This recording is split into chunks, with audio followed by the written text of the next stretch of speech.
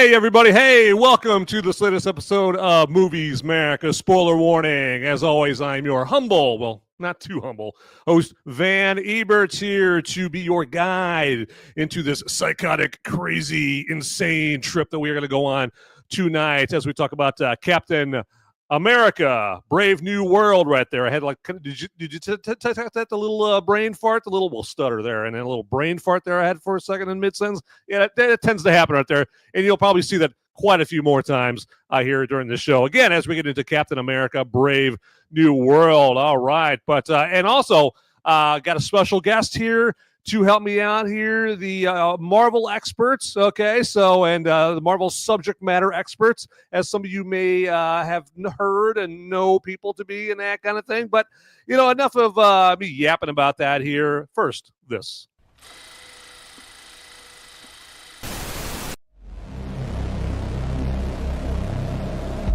In a world where the number of movies available is great, but many are so bad,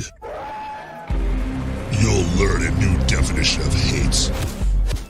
One man sifts and reviews through the movie sludge. One man will be the movie cop, jury, and judge. He goes by many names, but you know him by Movies Merica.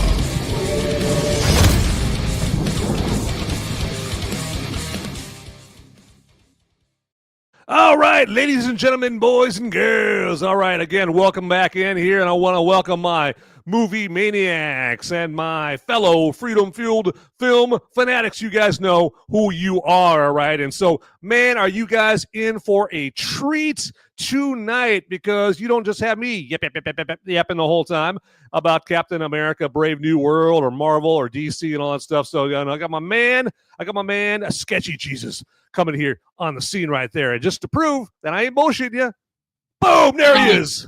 Hello. How you doing? Oh, I'm doing fantastic now that you're here. There you go. Yeah, exactly. How'd you know? There you go. Is that Zima bottle? Is that Zima bottle showing? Is there Zima back there? Did you hear the show tunes in the background? Yes. That's I'm trying to hide it. I'm still in the still in the closet. I'm trying to hide it. You know. Well, what's going on, man? Not much. You know, it's like I had some free time here on a Thursday night. You know, sitting here like just you know, alphabetizing my DVD collection and arranging my sock drawer. And I said, hey, you know, let's talk about a little Marvel. Talk about a little Marvel, a little Captain America, a little Brave New World. And I said, you know, it's Sketchy Jesus. All right, I need His holiness. I need the man, the Heavenly Father, to come down and talk to us. I'm here to turn the water into whiskey. There you go. Exactly. Yes, and bring us loaves and fishes and walk on some water and all that stuff. But how you doing, man? Doing all right, man. I finally got to watch Captain America I didn't go to the theater because I don't do that. I'm not going to give them my money, but I still want to watch it. Yeah, exactly. It's like you don't want to like run into like the pimple-faced you know, fat movie theater employees, you know, and it's like they look like they just really don't give a shit, you know. So and they're like, yeah, I'm good on all that. Yeah. There's a piss puddle I could be mopping up in that theater over there, but I'm not gonna do it because I just don't care. Okay. Yeah. Every once in a while, I'll go to it, like if it's a big deal. Yeah. Like I'm definitely gonna go when like Bridget Jones. Yes, definitely. Right. Whatever rom-com is going on, like coming up, yeah, I'll definitely do that. But no, I like once when like you know Avengers Secret Wars comes out and Avengers Doomsday, definitely gonna go see that in the theater. Oh yeah, right, yeah. But yeah, it's gonna be but for this one, I was like, I'll just fucking watch it with no pants on my couch. Yeah, there you go. Exactly. Yes, so you release the no pants cut. There you go. So yes, exactly. Yeah, that's easier. Yeah, exactly. That's the part of being a good American is being able to watch a movie with no pants on. You know, do the no pants dance while you're watching the movies. What's up, Soundboard Lord? What's up, TDPN Gal? How you guys doing? Yeah. We got the live chat going on right here. That's my reminder to let you guys know. You guys can get in a live chat on Rumble or YouTube right there. Absolutely. So, because you definitely should get your voices heard up in here right there. And you know what? I'm going to put in the Discord link in chat. Yeah. Hey, Mr. Scott Awesome, are you getting sound now? Because you should be getting sound now. I know. Oh yeah, now. Yep. Okay. Yep. Cool. We got it right there. There you go. Outstanding. There you go. And I threw up the Discord link in there. It's pinned in the chat now. So any of you guys that want to talk to us, we're a part of the same network, by the way. Mm-hmm. Oh yeah, I'm Sketchy Jesus. I'm part of the Whiskey Capitalist podcast, Till That podcast. I don't know if you guys know that. But I should have done the Tim Pool thing. Like, hey, so who are you? What do you do? Yeah, exactly. I mean, to be completely honest, when he does that, it sounds very like I think you soundboard Lord. He said reposted, retweeted, shared in my underwear. That he didn't spell underwear underwear. Is that the Scandinavian spelling? Underwear? I don't know, but it's the thought that counts, and I think that was the most important part of that message was that he was in his underwear. Right. I think it's a suburb of Valhalla, Underweert. There you go. So but there's like a Y or a weird U in there. Right, exactly. And an umlaut, somewhere in there, something. Exactly. Discord. We have a Discord. It's the TDPN Discord. Yes, that is the chart spelling, TDPN Gal. Yep.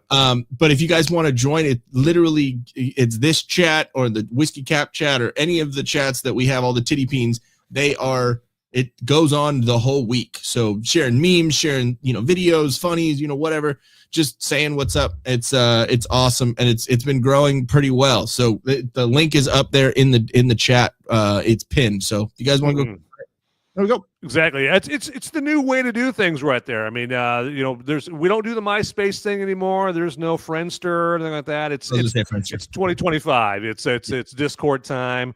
That's the way of the future. And don't let it intimidate you, because some people, I know that, and I've heard this too, is some people go to the Discord server and just the interface looks intimidating. Like, what's all this stuff on the left nav, and then I got to click on that and whatnot. And it's like, just give it a chance. You'll figure it out. You'll navigate through it, and you'll get it going and that kind of thing. And calm your titties. Mm-hmm. De-stress the breasts. It's good. Exactly. Yeah. Count backwards from 10 down to 1. Mr. Scott, look at you already joined. You're awesome. Wow. There you go. Exactly. Wow. Absolutely. I like that guy they're on a mission. There you go. Like, would you say that Mr. Scott is awesome? Mr. Scott.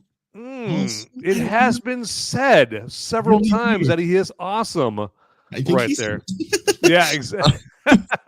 But right there, literally in his name. Yeah, literally. Yeah. All right. So what do you what did you think of it? Well, so I went into it with low expectations, not because I am seeking to crap all over Marvel or that I'm hoping that it's a terrible movie or anything like that. And we're talking about Captain America: Brave New World, of course, obviously. So not Bridget Jones. But so I was hoping to get in. I had low expectations. I was hoping for a good movie, but I wasn't expecting it. And so I think it came off better because I had the low expectations going in. And I hate saying that about Marvel and saying that I have to go in there with low expectations, but in my opinion, they earned it. Like Phase 4 and Phase 5, they earned that there. Now, Phase 1, 2, and 3, if they were able to, carry on the proud tradition of Phases 1, 2, and 3, and just in case anybody doesn't know here, isn't it, as into Marvel, Phase 3 is ended with Avengers Endgame. That's what I'm talking about. Avengers Endgame and everything before that. Yeah. So I think Spider-Man. I think one of the Spider-Man. I think Spider-Man: Far From Home was the end of Phase 3. Like technically. Oh, really? But okay. Okay. Yeah, I could have sworn. I would have thought the death of Tony Stark. Spoilers. At the end of Avengers Endgame. Died. He died. My God. There you go. Exactly. And Bruce Willis is dead the whole time. In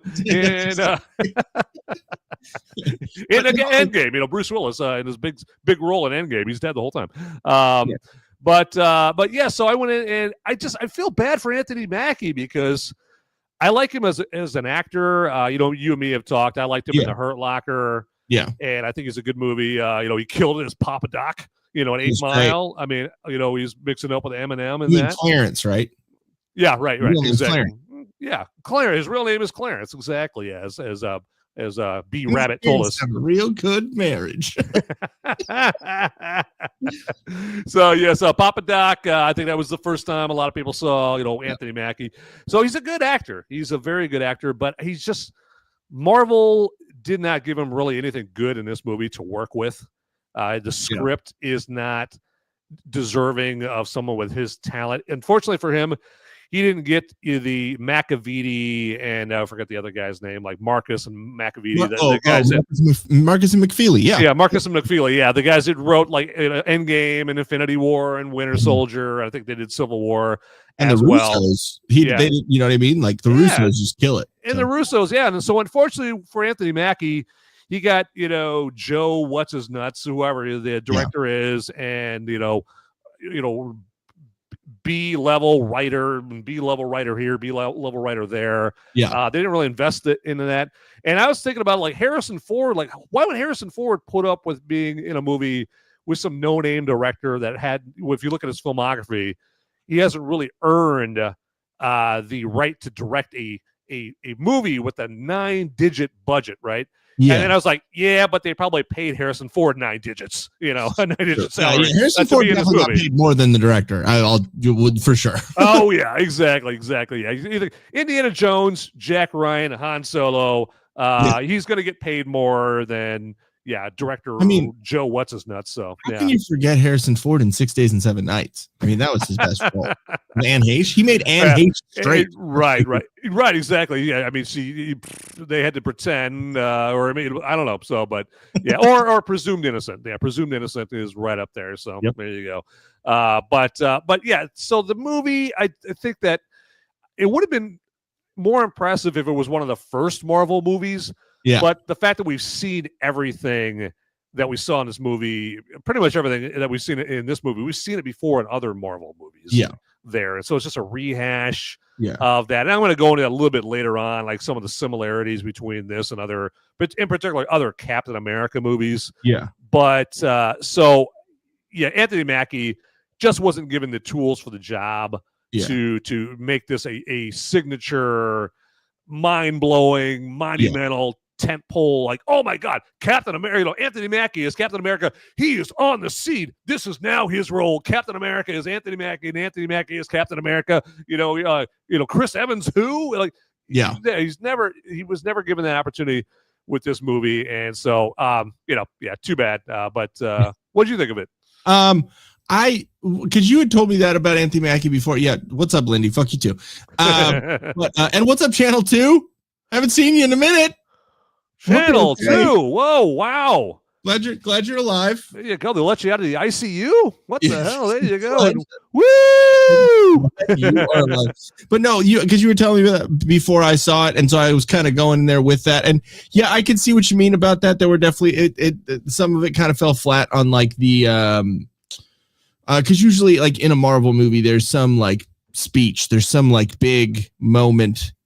And Anthony Mackie is capable of that, of having those big moments. But I think, I think he did well for what was, what the script gave him. But, and I mean, like I've told you before, like I'm a fucking Marvel nerd, and I love like the comics from back in the day. And, with every Marvel movie that has come out, I can still find something good in it. I can still find something cool in it, and like be like, oh, that was a cool thing I didn't expect, or that, oh, this opens up this avenue, or opens up this thing that they can do later. Like even fucking Quantumania, I was still like, there's some cool shit. There was some weird shit for sure. Like fucking MODOK was fucking with a face. Right, exactly. Yeah. What are you doing? Like, right. But, where are you going with that? Yeah. Yeah, and the fact that MODOK was Yellow Jacket because you just sent to the quantum. I was like, okay, didn't fucking expect that. But all right, yeah, because you can't even watch the first Ant-Man and take the guy seriously now because they turned him into a little comedy gimmick. Yeah, exactly. He like turned into like a little fucking beta. But MODOK in the comics and in any other thing, he's a fucking badass. Like he's he's the head of AIM, like all the fucking awesome was advanced something mechanics. Like he's fucking he's like a badass character in like he's evil as fuck. Yeah, it's like what made or what stands for like murder of death of kill or something. It's got like murder and kill and there's something in his name as far as like what and then you MODOK turn him means. into like a crying little bitch. I was like, okay, all right. And then you got the girl character. She's like, well, just don't be a dick. I was like, well, great writing. This is awesome writing right here. So yeah, there you go. You guys knocked it right out of the park. That's one. Yeah, exactly. That's one thing too about. I don't know if you noticed, but that was one of the. Hey, what's up, Channel 2 Action News? Thank you, man. I appreciate you. Channel 2 Actually appreciate that. Yeah, there you go. Coming at us with the $20 Rumble Rant right there. I became the leader of a band of homeless people. They are organized for my bidding now. Take a lot of my time lately. Yeah. Well, do they have phones and access to Rumble? Because then we could have a whole band of homeless people watching our shows. Yes, exactly. That's always fun. Yeah, right there. You can drop them off anywhere you want. So there you go. Yeah, we all talk like rabid homeless people in the chat, anyways. So I mean, they'd fit right in. Right. Yeah. I got a shopping cart right over there. So there you go. Yeah, full of all kinds of nonsense. So yep. I literally couch surfed and was fucking homeless for a little bit. You couldn't tell by the way I look at all. But they keep selling their phones. Yeah, that makes it. But no, I don't know if you noticed, but yeah, there was a lot more cussing in this one than a usual Marvel movie. Did you notice that? Like it was a shit or a damn or an ass, like a lot. It's like ever since Chris Pratt said, "Open the fucking door." Right. Ever since that happened, it's like floodgates open. Yeah, exactly. Yeah, well, because it's supposed to be a political thriller, so I think they were trying to make it hard. They're trying to make it harder, just make the movie seem like a little bit more rough and gritty, which I do like. It's like a political, yeah, exactly. So like, well, hey, how would people talk how would serious people in a political thriller talk? Well, they would curse. So yeah, true. Yeah. And then obviously Deadpool Wolverine. That was that was full hard R right there. Exactly. Yeah. Mr. Scott, awesome number. Thanks for the $2 Rumble Rant there. He says I was thinking of changing my name to Scotty doesn't know. Scotty doesn't know. Scotty doesn't know. Or Steve Nebraska. Thoughts or other name suggestions? Well, I'm a big Euro Trip fan, so I would always go Scotty doesn't know. So yeah, there you go. Okay, I've always thought was that Matt Damon? Because it looked like Matt Damon, the guy who was in the band. That was Matt Damon. Really was Matt Damon? Oh yeah, yep, he was. Yeah, like one of the producers of that movie was a friend of his. And so you call him in for a favor and so yeah. Kind of like how Kevin Smith used to get Matt Damon all the time because then he had Ben Affleck. Ben Affleck would get Matt Damon. So yeah. Okay. Yeah. It was all connected. The circle of life. There you go. I don't know where that came from. Yeah. So no, it was but I just thought that was interesting, and I was like, okay, but I think the espionage type style stuff was cool. I thought it was very interesting how they did the messaging, or like how they got the messages to Isaiah Bradley and like all the whatever, how was the flashing on the screen. Right. I thought that was interesting. I thought the vibranium suit was really cool because he was able to use like that vibranium, the energy, like it stored up that kinetic energy. Yeah. And then he was able to use it as like a big explosion thing. I thought that was it's good that Wakanda has that color of purple, as their calling card right there. Because I saw the color purple on his, not the movie, not the Whoopi Goldberg movie, the literal color of purple on Cap's suit right there. I was like, I bet the Wakandans put vibranium in that thing. And then a minute later on, they're like, hey, this suit's got some vibranium additions and all that stuff. And you can see the little hexagram like design too, when it was getting hit, you can see the little hexagrams. It's kind of cool, right? Like that, like when you go into Wakanda, they had the hexagram like getting into the shield and whatever. I thought it was cool they like incorporated that. Yeah, and the isolationist country of Wakanda right there. So even Harrison Ford's character mentions Wakanda, or he refers to Wakanda as an isolationist country there. Yeah, exactly that. And then, I mean, there was there wasn't as much woke stuff as I thought there was going to be, which was nice because it seems like they're like, all right, you know what I mean? Like this isn't working anymore. Other than the Holly Hobby sized chick taking on the dudes that are like 100 and 150 pounds heavier than her and all that. That was like, I don't know if some people would call that woke. I wouldn't call it woke. I just call that girl boss, because when I think of woke, I think of something divisive. That's not divisive. It's just absurd.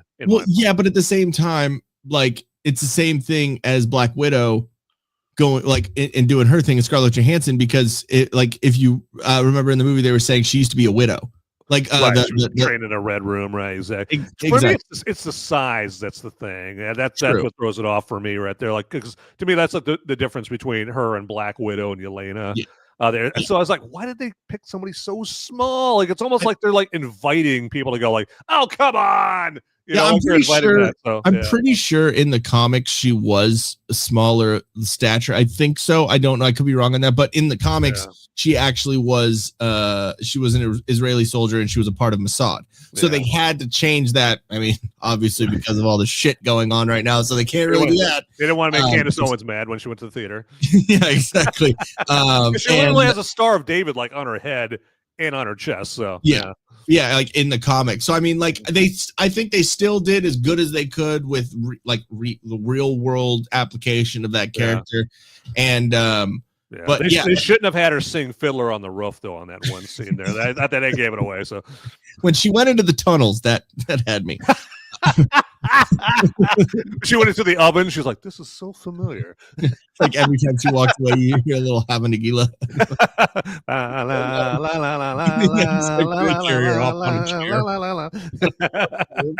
Dreidel, dreidel, dreidel, dreidel. Yeah, exactly. You just every time there's just something spinning in the background.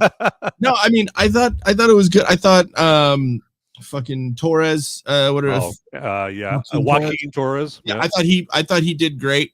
That was he still played a fun role like he did from Falcon and the Winter Soldier, and now he's actually Falcon, so I thought that was cool. I mean the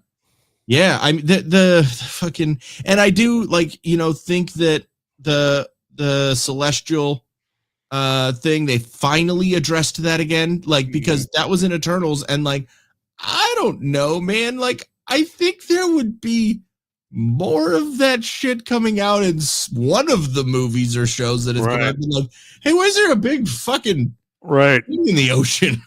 Right, and maybe they heard people talking about that online and like on YouTube, because I know like Nerdrotic and those guys, it's kind of a running gag with them. When they talk about a Marvel movie, they're like, oh, yeah, we're talking about this Marvel movie over here, and then this character did this, and oh, by the way, there's this big fucking celestial in the Indian Ocean that no one's mentioned at all in any movies, and that movie came out 5 years ago. They're like, that's like, they always go into that. Somebody always goes in a rant, usually Az or something like that. And I wonder if they heard that, like, yeah, they got a point, maybe.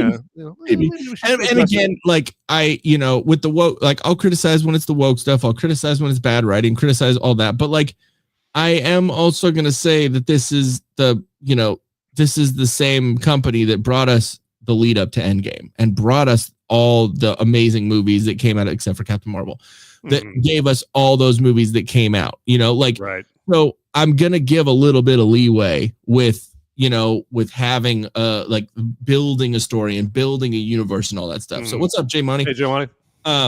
Semper Fi. So like, like I wasn't as like, what the fuck, but I was just kind of like, I mean, it's about time you address it a little bit, but yeah, I thought it was cool how they did that. And then now Adamantium is in exactly allowed to be used. So that's right, cool. Yeah. So if you know comics, you know what that's forecasting, or I was going to say foreboding, but forecasting. Yeah, in the future there. So yeah. Well, and also that, like, if you go back in the comics, that's what Captain America's shield wasn't made of vibranium. In the actual comics, Captain America's shield was made of proto-adamantium. So it was made out of that substance, but they weren't allowed to use that because Fox owned X-Men and Spider-Man and Fantastic Four. So they couldn't use that's why in Avengers 2 or Age of Ultron, they said enhanced individuals. They didn't say mutants. They weren't allowed to use that term. They weren't allowed to use those characters. So I mean the fact that they got away with Quicksilver and Scarlet Witch in that movie still is like, Oh, right. Yeah, exactly. Yeah. It's like and then on top of that, like the actors. This has nothing to do with Marvel or anything like that, but the actors that played Scarlet Witch and Quicksilver, in the Marvel universe, they played husband and wife in the movie Godzilla that came out back in 2014. So it was Aaron Taylor Johnson and Elizabeth Olsen, and then then they're playing brother and sister. Yeah. A little sick, a little weird, but they are actors. They are actors. Acting. Yes. But no, I mean, I generally thought it was all right. Like it wasn't the best, it wasn't the worst, but it was something Marvel. It was cool to see Red Hulk. It was, and I do think it was cool that Harrison Ford played Thunderbolt Ross, because Thunderbolt Ross is a pretty fucking cool character, and it sucks that William Hurt died. So they had to. I thought it was kind of. I thought it was like a Don Cheadle type, like a Don Cheadle and a Robert Downey Jr. moment when he took over War Machine, and he's like, is it really you? Like it was like that same kind of moment when Anthony Mackie goes up to Harrison Ford, is like, I'm digging the new look, and he's like, no mustache, right? Yeah, right. Or, either keep the mustache or lose the mustache, or keep the mustache and lose the election. Yeah, exactly. Yeah, exactly. Yeah, well, I mean, and Thunderbolt Ross is a prestige role so far, because I mean, first off, Sam Elliott played him way back in the Hulk movie in 2003. The Eric Bana Incredible Hulk. Yeah. And then William Hurt, another prestige actor, played him for several movies there until Black Widow. That was his last movie ever. Who was it with Eric Bana? I forgot. Eric Bana was Sam Elliott. So Sam Elliott, Roadhouse and all that. Yeah, so he was Sam Elliott. I think William Hurt was better. Sam Elliott is Sam Elliott is a good actor, but he's almost too cool. Like, you know what I mean? He's Sam Elliott, because it's hard to think of him as Thunderbolt Ross, because he's Sam Elliott, he's the guy from Roadhouse. And Sam Elliott to me is the guy that talks to the dude at the bar in The Big Lebowski. Oh yeah, that is his character in every movie. Doesn't matter, like, to me. So like when I think Sam Elliott, I'm like, hey, you know what I mean? Like, I don't even think of Sam Elliott as an actor. I just think of him as a voice. Yeah, he's I can't get over his voice, So it's just Sam Elliott, but Jay Monty says, I heard Red Hulk was supposed to be compared to Trump by some fans. Is that accurate? I could maybe see it, because there's an assassination attempt where he doesn't die, and then he's like, but I don't know. Anybody can reach that for that, because I mean, it's like, okay, I mean, how people are nowadays with politics and Trump, like red. Oh, Trump wears a red tie. Red Republican. Yeah, exactly. Like, it's Trump. And then any president portrayed in the movies that's anything less than pure and wholesome and all that stuff, they always like refer to him as Trump, like Michael Douglas, an American president, when he played the president. People would not say, oh, that's Donald Trump, because, Michael Douglas is president in an American president, was a cool, even-handed kind of dude, had his shit together, wasn't talked about grabbing people by the pussy and anything like that. Yeah. So he's not going to get compared to Trump. Yeah. But then in this one, Thunderbolt Ross, or President Ross, is he's got his character flaws, and so of course he's going to get compared to Trump, as if Joe Biden didn't have character flaws, or or definitely Obama, that kind of thing. So, but Jay Monty, there was that. So Liddy Riggs says, so not as obvious as Homelander and the Boys. No, that was blatant, dude. But and I mean, you could even say he's like, he'd be more on the left. I mean, if you want to put a political party, because he doesn't say what political party he is, or or what anything in the movie, but you could, I mean, even say it's the left, because he did this back door pause, like CIA fucking putting the Mr. Blue back in some corner, some CIA shit, and having him do this stuff in the background, and then trying to start do basically a fucking proxy war with Japan and start all this shit. So I mean, if you want to put a political bent on that, but like you were saying with American president, that's not, I mean you could say House of Cards was fucking the Clintons. Yeah, exactly. Yeah. I mean, I was telling Casey about that, and he was like, oh shit, I didn't even think about it that way. But yeah, that's Bill and Hillary. Oh yeah, exactly. And Frank Underwood, he says he's a Democrat in the show. He was best friends with the Clintons. Went into Epstein Island with them. You know what I mean? Like, tried to take Guy Pearce, from LA Confidential with him, and Guy Pearce wasn't having it. Yeah, exactly. Yeah. So, yeah, it's so there's political overtones there, and the rumor is that the reshoots that they did last summer were to replace some scenes that really made President Ross look like President Trump, where it was really unmistakable that they're trying to portray this president as President Trump. And then I think that when they said they were done last summer, my guess is if these are true, they're going to keep them in. And then they saw that June 27th debate with Biden against Trump. And everything that happened after that debate there, like everyone saw Biden and, basically that he was a complete vegetable. And everyone was like, went from Biden, Biden, he should run, to in 5 minutes after the debate, no, pull him out, and then everyone was like, oh, Trump's got this in a bag for sure. And so literally the day before the debate, fucking, what is it, Morning Joe? Oh, yeah, Morning Joe, was like, I'm going to say this, I'm going to say it, and I'm not lying. This is the best version of Joe Biden I've ever seen. And then the next day they're like, yeah, he's kind of retarded. Right. We're on YouTube. Whoops. Sorry.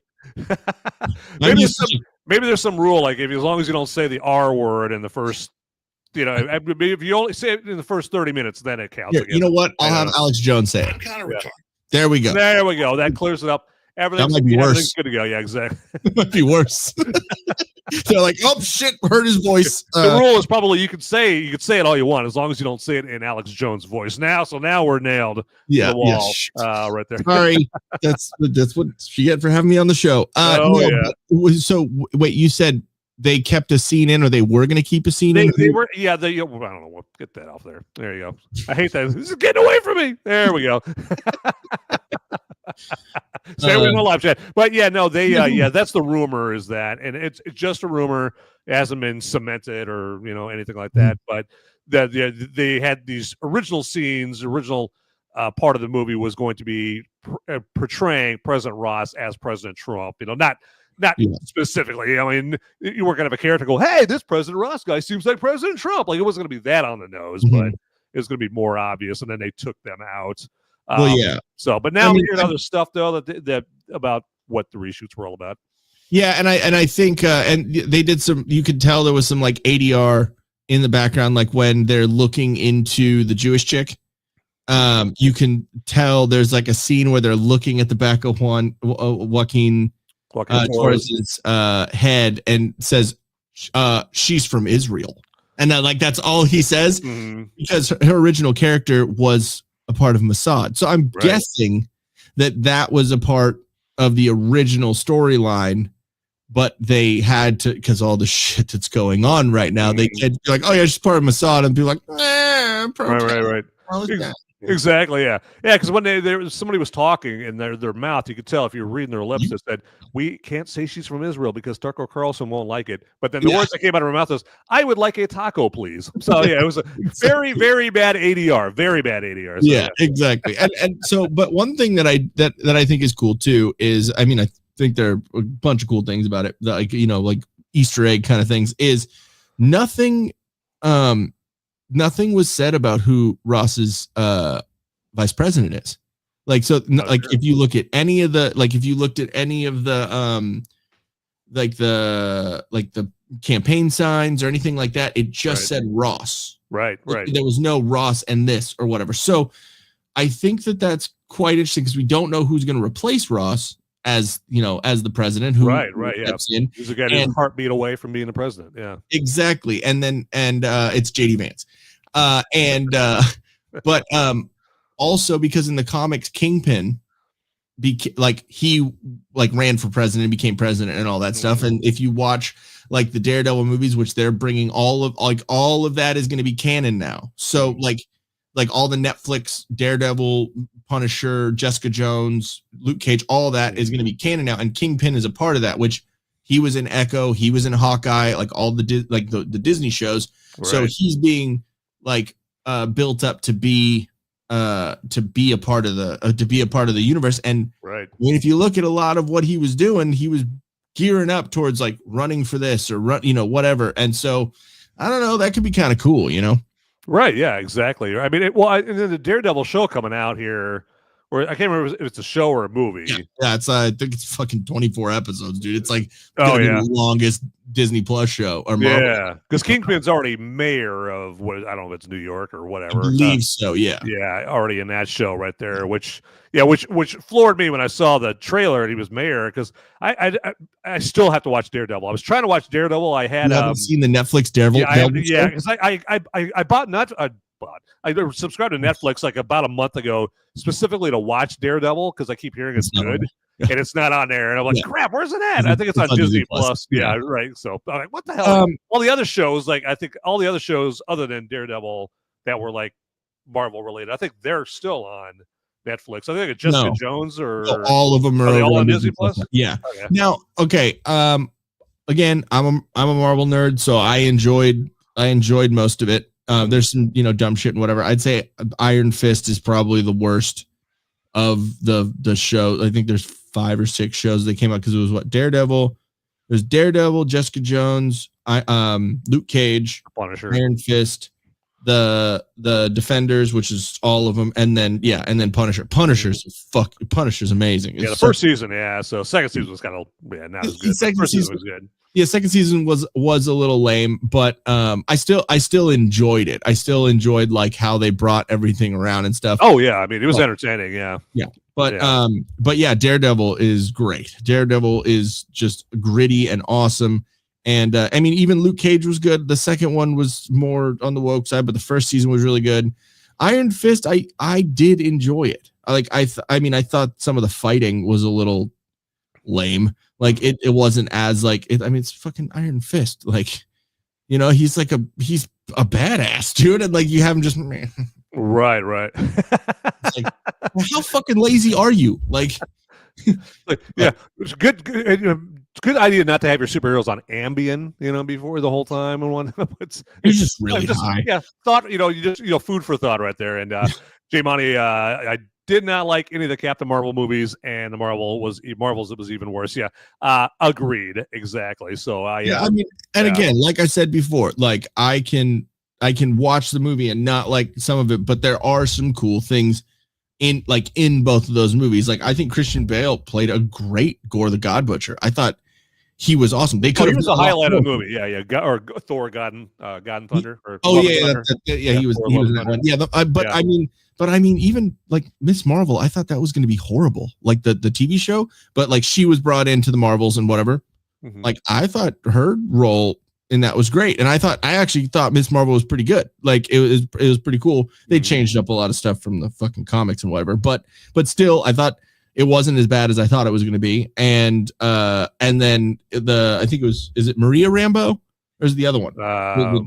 I forgot who. Yeah, I forgot what her last name was, or I forgot what her first name was. Yeah, I don't know if Maria's the mom or is the daughter. I forget. Yeah. But like I liked how they had her in it because she was in the WandaVision, which WandaVision was actually an interesting like. It was kind of cool. I hear that different TV show. I hear a lot of people say that's like that's their favorite Disney Plus. Like that's the only good Disney Plus show in their opinion. But yeah, Loki hands down. Good Loki is fucking cool, dude. Mm-hmm. Like just the concepts in it, the whole TVA, the Time Variance Authority, like and Owen Wilson is hilarious in it. Yeah. Thor. I think it was done with Marvel at that point.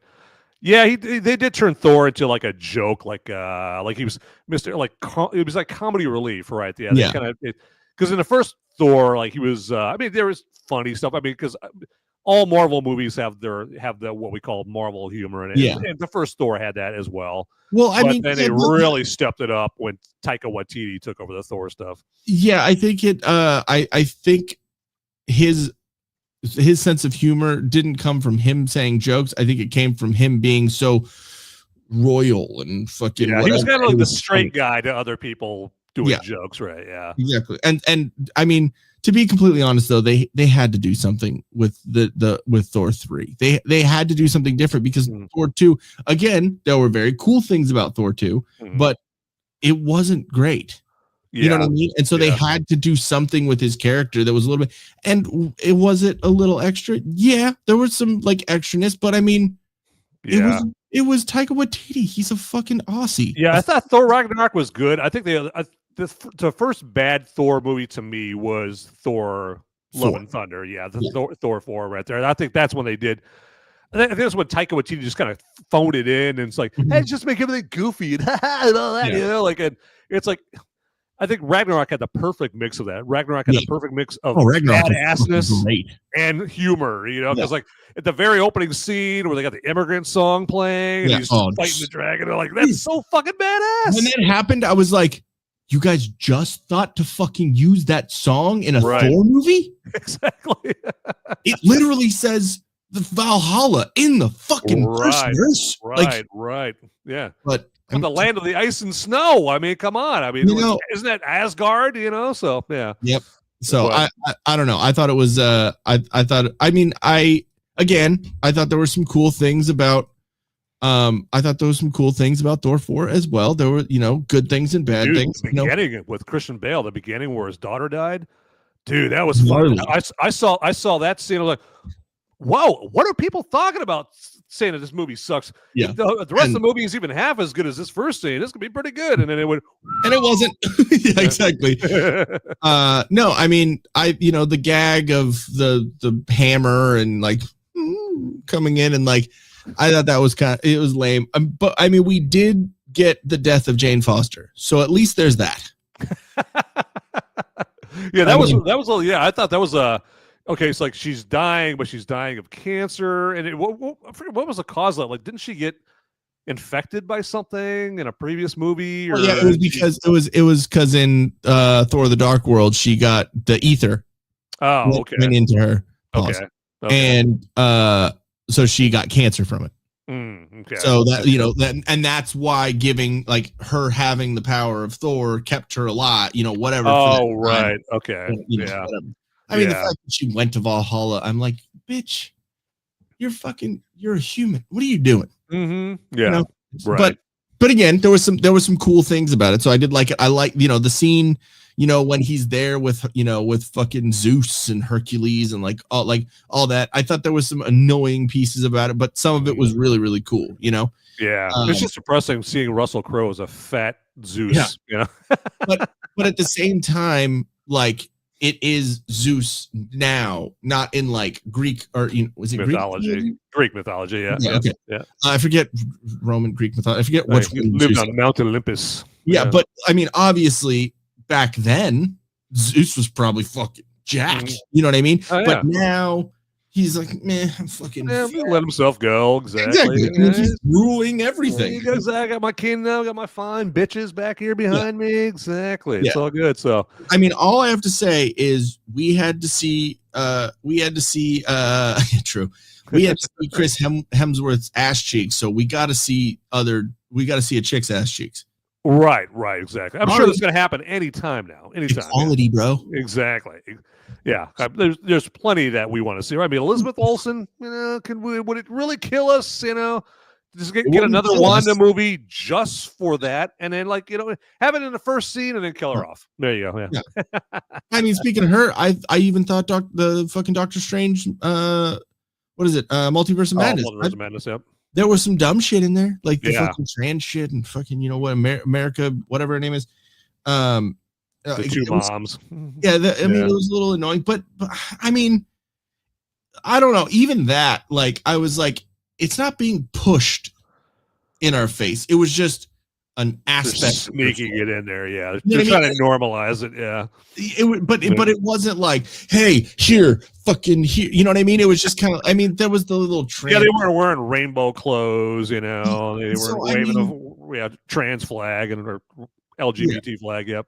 I mean, I think she did have a little patch on her jacket, but you know what I mean? It wasn't like they did have Indigo girls playing in the background. I thought it was along the nose, so yeah. Yeah, exactly. Dylan Mulvaney wasn't in there, but I mean, I still thought there were cool things like going through the multiverse. I thought that was cool. I thought it was interesting when he was fighting the musical notes. I thought that was kind of cool, like interesting. And then it was also Sam Raimi, so it was also scary. Like there were pop out parts. Yeah, there were some parts where it was undeniably you could tell Sam Raimi did direct this right there. Jump Yeah, scares. it's like with this freaky dilapidated Doctor Strange, the half dead or whatever. Like that's pure Sam Raimi. I just wish that Marvel would have let Sam Raimi be Sam Raimi, like go full Sam. I mean, not so much that it's R rated because I know they can't have it be an R rated movie. But like, let him, exactly, unleash. I mean, like, if you're gonna have Sam Raimi direct a Marvel movie, let it be a hard R movie, right? I want and make it. I'm a gory and all that shit. So do you mean like this kind of hard R, or I'm kind of retarded. This kind of hard R? A little of both. No, I mean, if you think about it, I mean, Scarlet Witch did pop out and fucking snap the neck of Professor X. Professor X, yeah, exactly. I mean, yeah. It did have some gnarly kills in it, so yeah. Ribbons and the fucking Jim from The Office. Yeah. They bring in John Krasinski as Reed Richards, for like 3 seconds, and then kill him off by turning him into pasta. I'm still I think Pedro Pascal is going to do a great job as Reed Richards. I think he is because he's a great actor. I think he's going to do well, but I still wanted to see John Krasinski and as Mr. Fantastic and his wife Emily Blunt as the Invisible Woman. I think they would have been amazing. Exactly. Would that have been such a bad thing to give people what they want? I mean, come on. I mean, what's up, Sean? What's up, buddy? Hey, he's there. Oh, there you go. Now the show can really get started right there. There you go. How you doing? Hey, all. They're like I said, even with Eternals, which Eternals is panned horribly to everyone thinks that it's either that or Captain Marvel. To me, it's the worst Marvel movie of all. Yeah, but not the worst movie. Period. Yes, just worst Marvel movie. Yeah, but I think Eternals still the whole celestial thing and how the Celestials came from planets and they were birthed in planets and like that whole concept. I thought that was really cool and like an interesting way to do all that and then how that brought in the whole situation of the adamantium, which that's cool that's where that came from, and that's because I mean. Like when you think about it, what they had limited things to work with from this massive universe because of the rights that they didn't have to characters. So they because if they had the rights to X-Men, they had the rights to all this, like all those things, they would have been able to flesh out the story. To in a lot of different ways, but they worked well with what they had. I personally, I think I've said this before when we've, talked about Marvel or whatever. I think it would have been really cool if the way they brought mutants into the MCU was because if you go back and in the comics, in House of M, which was where Scarlet Witch, because Wanda is the daughter of Magneto. So there was there was so much stuff going on, and I mean that's even a crazy thing too because we can't talk about Magneto, even though that's Wanda's dead. So it's like this whole hey, what's up, and haha, cheeky, and what's up, dude, and so I thought, and in House of M, she kind of goes into a craziness, kind of how in WandaVision she creates this whole little pocket dimension, whatever. Sure. So that, and that's, she kind of goes crazy and whatever. I thought it's kind of like that in House of M. And at the very end, she said, no more mutants. And the mutants were everyone got their powers taken away, or the mutants died. I forget exactly what happened, but that was her big thing. And because she has this chaos magic, she was able to get rid of it. So I thought it would be cool if, in order to bring mutants into, because at that point they had the rights to the name, they had Spider-Man, they had the rights to everything, and they were already building it up. So I thought it would have been cool to be let there be mutants. You know what I mean? Right. So it uses that same House of M thing, which they were kind of going off that comic anyways for that show. So it would have been cool if that's the way they brought it in. They were so it's almost easily explainable that way. So they kind of took the hard road with all this other shit, but it would have been really cool if they did that. And then the implications of what they could, you know what I mean?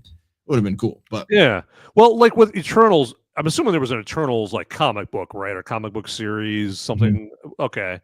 So did you read those then? I didn't get into those too much, but I mean, they are accurate to a lot of the characters. I mean, how they've been there over time, and I mean, Adam, I think Adam Warlock. Am I saying that right? Oh, the yeah, one, he was in Guardians of the Galaxy Volume 3. Yeah, exactly.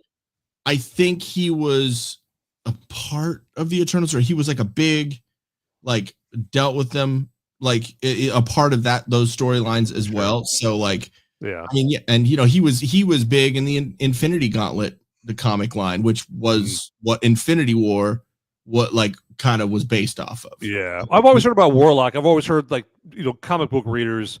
They always say like they felt like he was introduced into the Marvel movies way too late. Yeah, like, well, because he was a part of the Infinity Gauntlet story, like because he was one of the ones that was like telling because okay, so in it's in Infinity War when Hulk gets thrown, like when Idris Elba's character, what's his fucking name?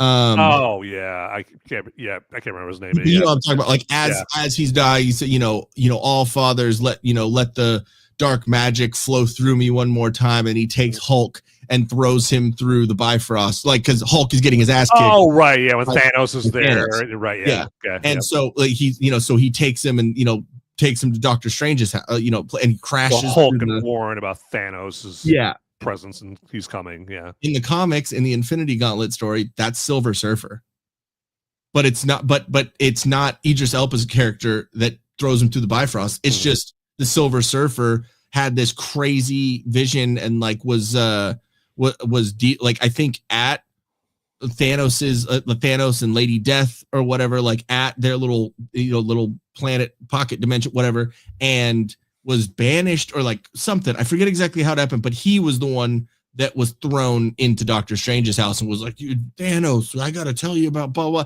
Right. So it's like they did a lot of the same things, just different characters or different little things, There you go. Yeah, hey, Sean, thanks for the $5 Rumble rant right there. So showing you how it can be done, how you can do a Rumble rant in Rumble there if you want to throw a little money our way, if you're appreciating all this in-depth Marvel talk right there. Exactly. Hit the thumbs up, hit the follow. Yeah, do the subscribe and all that stuff. Go ahead and do that here. And it seems like a pretty good time. Yeah, sorry, No, it's all good. It's all good. Yeah, I mean, I'm digging it right there. I'm learning some new stuff here. I'm sure everybody else is learning some new stuff here about Marvel and comics and all that stuff right there. That's why you're on here. It's one of the reasons you're on here. Absolutely. But I should tell you guys all about our TDPN.locals.com website up there. So see right up there at the very top, it's our little chandelier up there at the very top, gracing our presence. And that can is I make an announcement real quick? Do it, man. Go for it. I think we might be getting rid of the locals. Ooh, okay. All right. So yeah, time is short.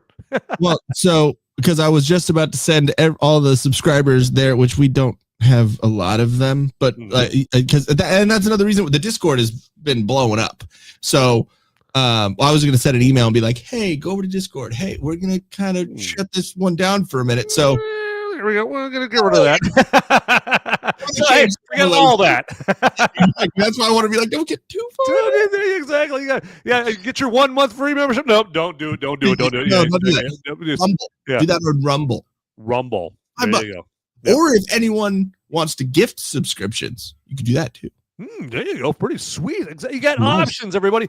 Don't say that we don't provide you with all kinds of options. You have no excuse whatsoever, okay? But not too many options. We don't want your head spinning all over the place. So no Linda Blair, no Exorcist, no head spinning, nothing like that. So, yeah. But, like he was saying there, like Sketchy Jesus was saying, hit the follow or subscribe button on whatever platform you're checking this out on. Hit that like button down there. It's very, very lonely. And like I always said, a like button is always like looking at me, giving me the side eye, like, no, it's clicking on me, man. And I'm like, God, you're so pathetic. Well, somebody click the like button and get them off my ass. We have half, at least we have half of the people that are in here. So if the other half hit thumbs up, everyone would be doing it. And I think Casey is the thumbs down, by the way. Is he? He's a bastard. Oh, shit, we're on Rumble. I'm on YouTube. Damn it. Watch my fucking mouth. You can't talk with reckless abandon on this right here. So yeah, exactly. Yeah. So we need Elon to buy YouTube as well. So just they'll never let him, but just something like that. But we have Rumble though anyway. This is kind of random, and I know this is completely out of the way. I'm getting in the way of you reading your things. Remember when I was talking about Phil Labonte? Oh yeah, You just followed us on Twitter on the Whiskey Cat page. Oh, nice. There you go. We got a true anti-communist celebrity right there. Lead singer of All That Remains. Absolutely. I mean, that's pretty dang cool, man. Very cool. Like, hey, we're somebody now. We're somebody. I'm just saying, if you listen to metal music and you don't know who All That Remains is, like, what are you doing with your life? Oh, and yeah. He's a based musician. You don't find that a lot nowadays. He's on Teamcast. That's fucking cool. Exactly. The music industry, that's a hard place to be based. Yes. Right there. Because as tough as they act, they're the musicians and the tats and the long hair and all that, and fucking bitches and all that stuff. They're kind of, as far as politics, they're kind of weenies and wussies and that kind of thing, So they rage for the machine. What's that? They rage for the machine. Exactly. Yeah, they love it. They love doing that right there. But Phil is the outlier right there. He is the based anti-communist there. And do what I did, because I didn't know that he was a lead singer of All That Remains. Matter of fact, because I'm not into music near as much as you are. But when he said he was a lead singer of All That Remains, it's like, oh yeah, I'm gonna go check out some of his tracks and all that stuff. And it's very surreal to watch the dude that's sitting in the chair talking about federal taxes up there, and he's like, sitting there kicking ass and rocking out, with a metal band. So their new album just came out on the 31st of January. It's fucking killer, dude. Like, it's really good. Yeah, that's pretty good right there. But hopefully, it's cool. We got cachet. That'd be awesome, dude. Right there. Awesome. Yeah, exactly. But let's get back into Captain America: Brave New World. I mean, like, did you feel that they had enough Red Hulk in the movie right there? Because they built Red Hulk up a lot, and he was like in the movie for about 5 minutes, I think, at the end. Yeah, I think. I think this was the shortest Marvel movie that has come out in a really long time. So, definitely the shortest Captain America movie. Yeah. Well, yeah, I think shortest Marvel movie as well. Hey, Jay Monty, thanks for the follow on Movies America's channel. I appreciate you. I think if they would have had a little bit more time, which I'm pretty sure with reshoots and having to cut some stuff out, probably took away from some of the runtime. But and so we might have been able to get more of it. I think the way they built it up, like, because there were a couple little times in there where he almost turned, or whatever. I don't fucking whatever they call it. I think there were a couple times, when he's on the boat, when he's on the submarine, or or whatever. Yeah, exactly. He gets the call from the leader. Yeah, exactly. Yeah. And I'll talk about him too. He's it was interesting how they did Tim Blake Nelson's character, because in the comics his brain isn't all exposed and fucking whatever. He's just got a really big look like Dr. Broccoli. Yeah. He's a really big fucking forehead. It's like Green Lantern if he had a really long head. Mm-hmm, yeah, that's kind of what he looked like. Well, when I saw his head, to me, looked like broccoli. I was like, "Oh man, it's gonna be Dr. Broccoli and his Veggie Tail Warriors were gonna come out, and they were gonna be like the shadow bad dudes and whatnot." But yeah, he looks like Krang from fucking Teenage Mutant Ninja Turtles. But I had to keep guessing with the voice, because like he was talking like, that actor's voice sounds so familiar, and then at first he's in the shadows, you don't see who he is, and then he basically comes out of the shadows. And Tim Blake Nelson has one of those unforgettable, unmistakable faces. I was like, Tim Blake Nelson, and then they kept talking about him, like, and then relating him to the Hulk and Thunderbolt Ross. I was like, was he in the Incredible Hulk movie?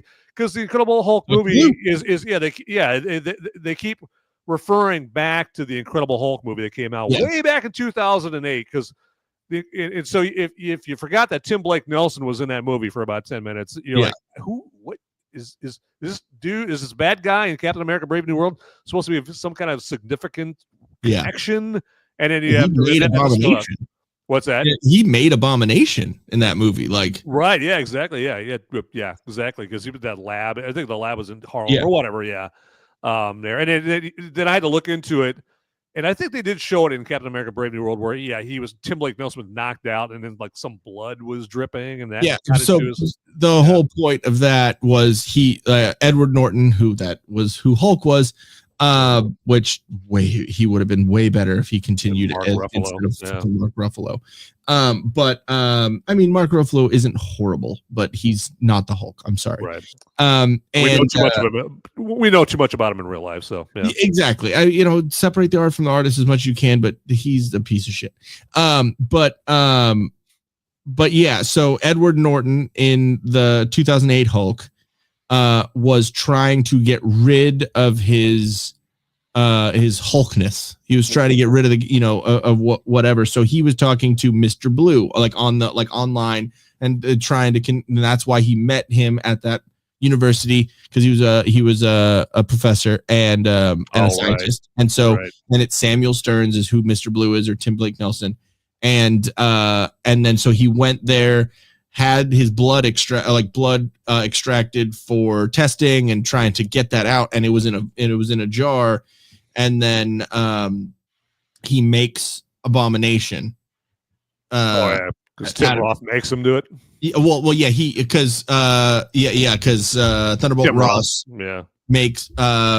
makes Abomination, or whoever. Tim Roth, I think. Tim Roth was the actor that played like the bad guy, the main bad guy. Yeah, so he was the main bad guy, and then he just got fucking ragdolled by Hulk, and then so he's in there. He's like, all right, you want to have the serum because we have the blood, or whatever. And so they take him to Samuel Stearns, or Tim Blake Nelson, and then he injects him with the Hulk's blood.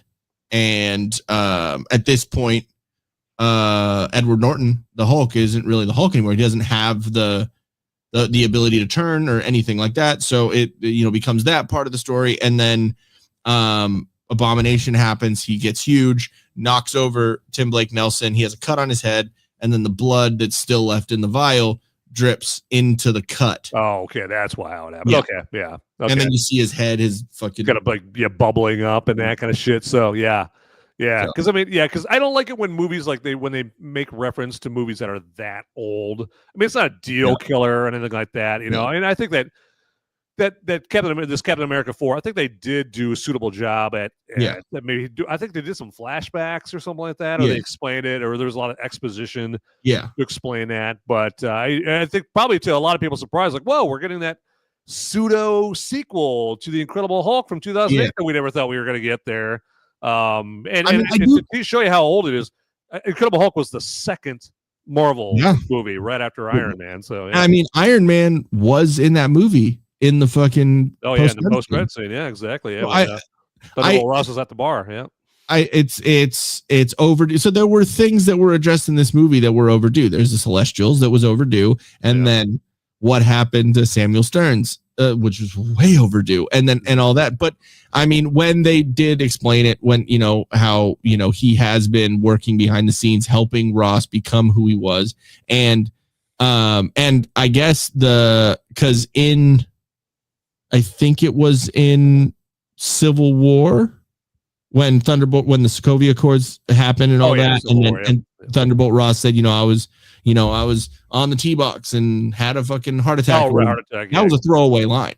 That wasn't a part, that was just something he was talking about. So that wasn't even a part of the story. So I think it is cool that they took that throwaway line from William Hurt and turned it into him having heart troubles in this movie, right? Exactly, because it follows, right? Yeah, it's not like when he mentions it in this movie, it's not like it came out of nowhere, because William Hurt's Thunderbolt Ross said that in Civil War.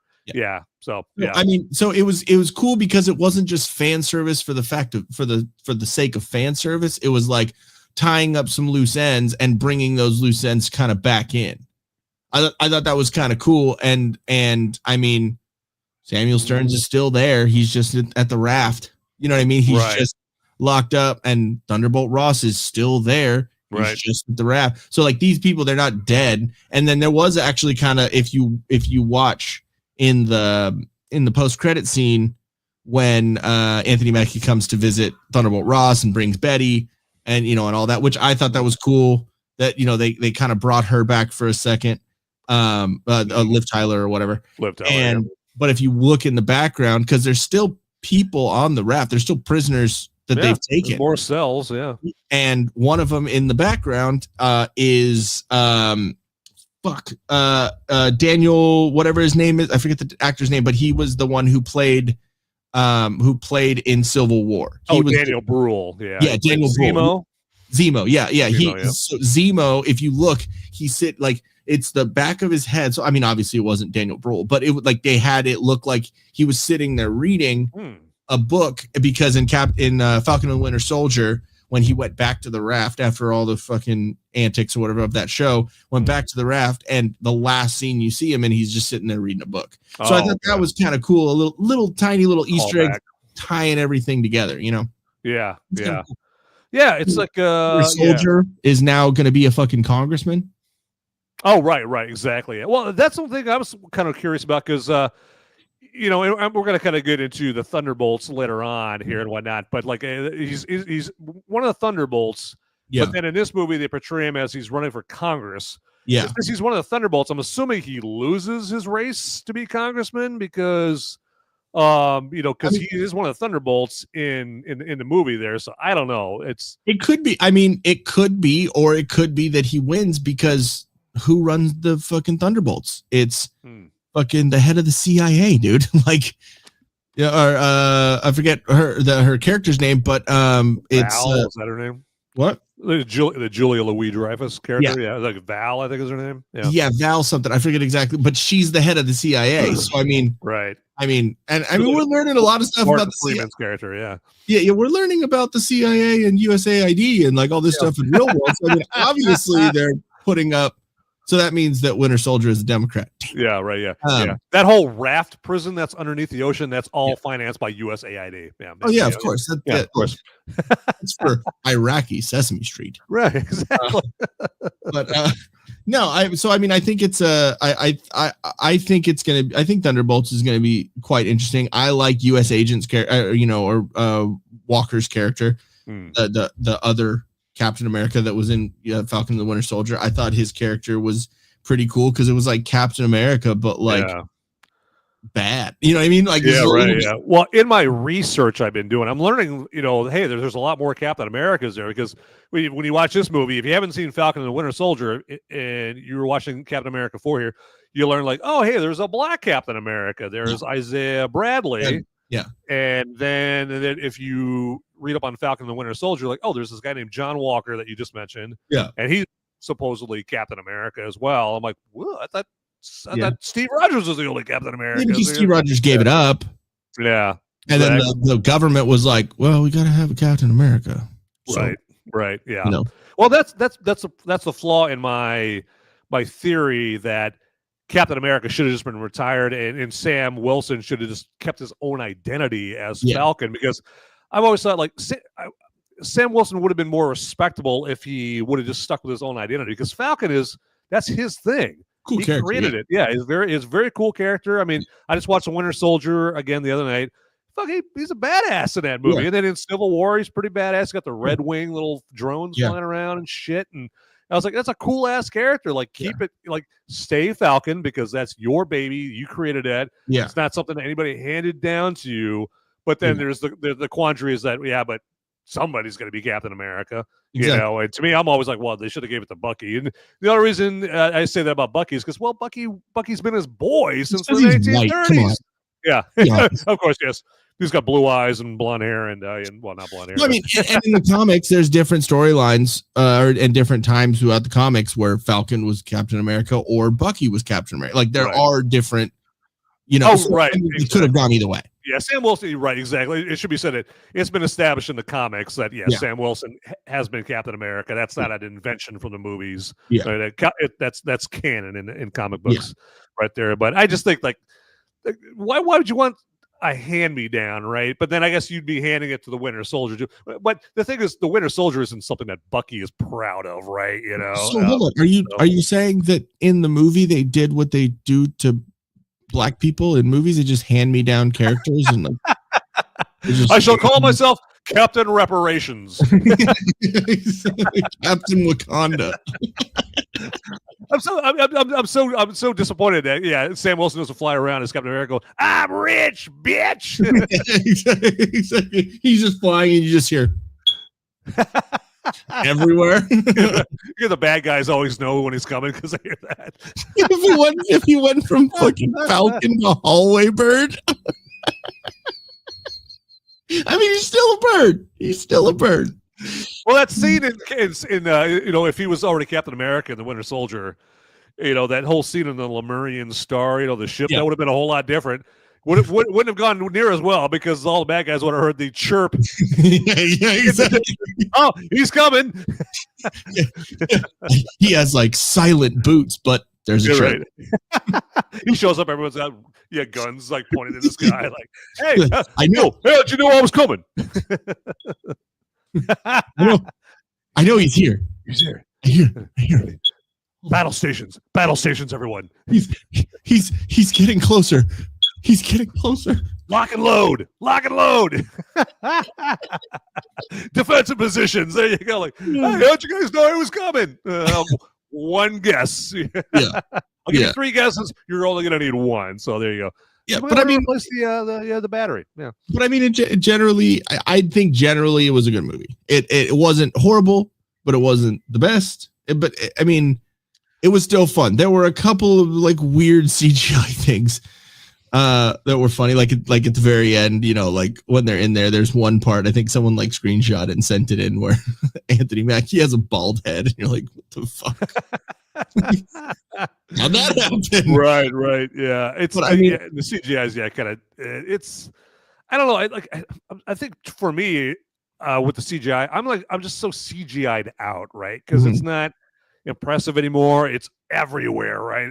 We've had so many movies in the last 20, 25 years, and that's not on Marvel or anything like that. It's just everyone. And that's the nature of Transformers, the King Kong, Planet of the Apes. And that's the nature of Marvel movies. Like, they're about superheroes. You're gonna have to use CGI. Exactly. But then the rub is that but you're gonna have to use CGI and over again and that kind of thing. So, floating. That's all it is. Exactly. Yeah. And then with superheroes, you're gonna have battles and fist fights and guns and all that shit. And so some of that naturally, inherently, I should just speak for myself. That's going to be cool for like the first 10, 11, 12 movies. Yeah. And then you're going to be like, all right, it's another big world ending plot with some shadowy villain, and there's another fist fight right there, and that superhero's flipping around in midair.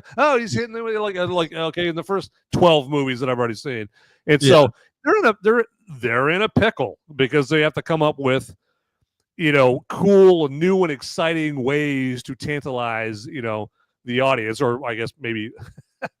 You call me what you will. Maybe I'm just being a little too picky. I don't know, but. I just, it's not fresh anymore, right? It's kind of stale. I think they did well with Red Hulk, though.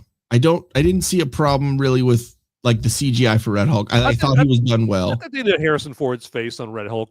Very well. I thought, they actually did it pretty well, and I thought it was, I thought it was funny. There's that flashback of when Harrison Ford was like Thunderbolt Ross from a couple of years ago, and he like knocks over a fucking podium. He like gets all angry or whatever, and then it's like kind of a callback or like a precursor to when he becomes Red Hulk and throws the fucking podium. I thought that was, was like kind of cool how they did that. It was like, well, this is a precursor. Right? Yeah, exactly. That's the Trump. That's there you go. That's the Trump right there. That's what Trump does because as we know, Trump throws podiums all the time. So and he attacks the Secret Service in the front of a car that he went right. Even though there's a bunch of glass in the middle, and you can't get to them. And bulletproof. Speaking of bulletproof, I thought I'm surprised we haven't talked about it at all. But Giancarlo Esposito's character was great. I thought he did well for like his small role in the movie. Because I mean, if you think about it, there were 3 villains in this fucking movie. Yeah, him and Sam Stearns and then Red Hulk. Yeah.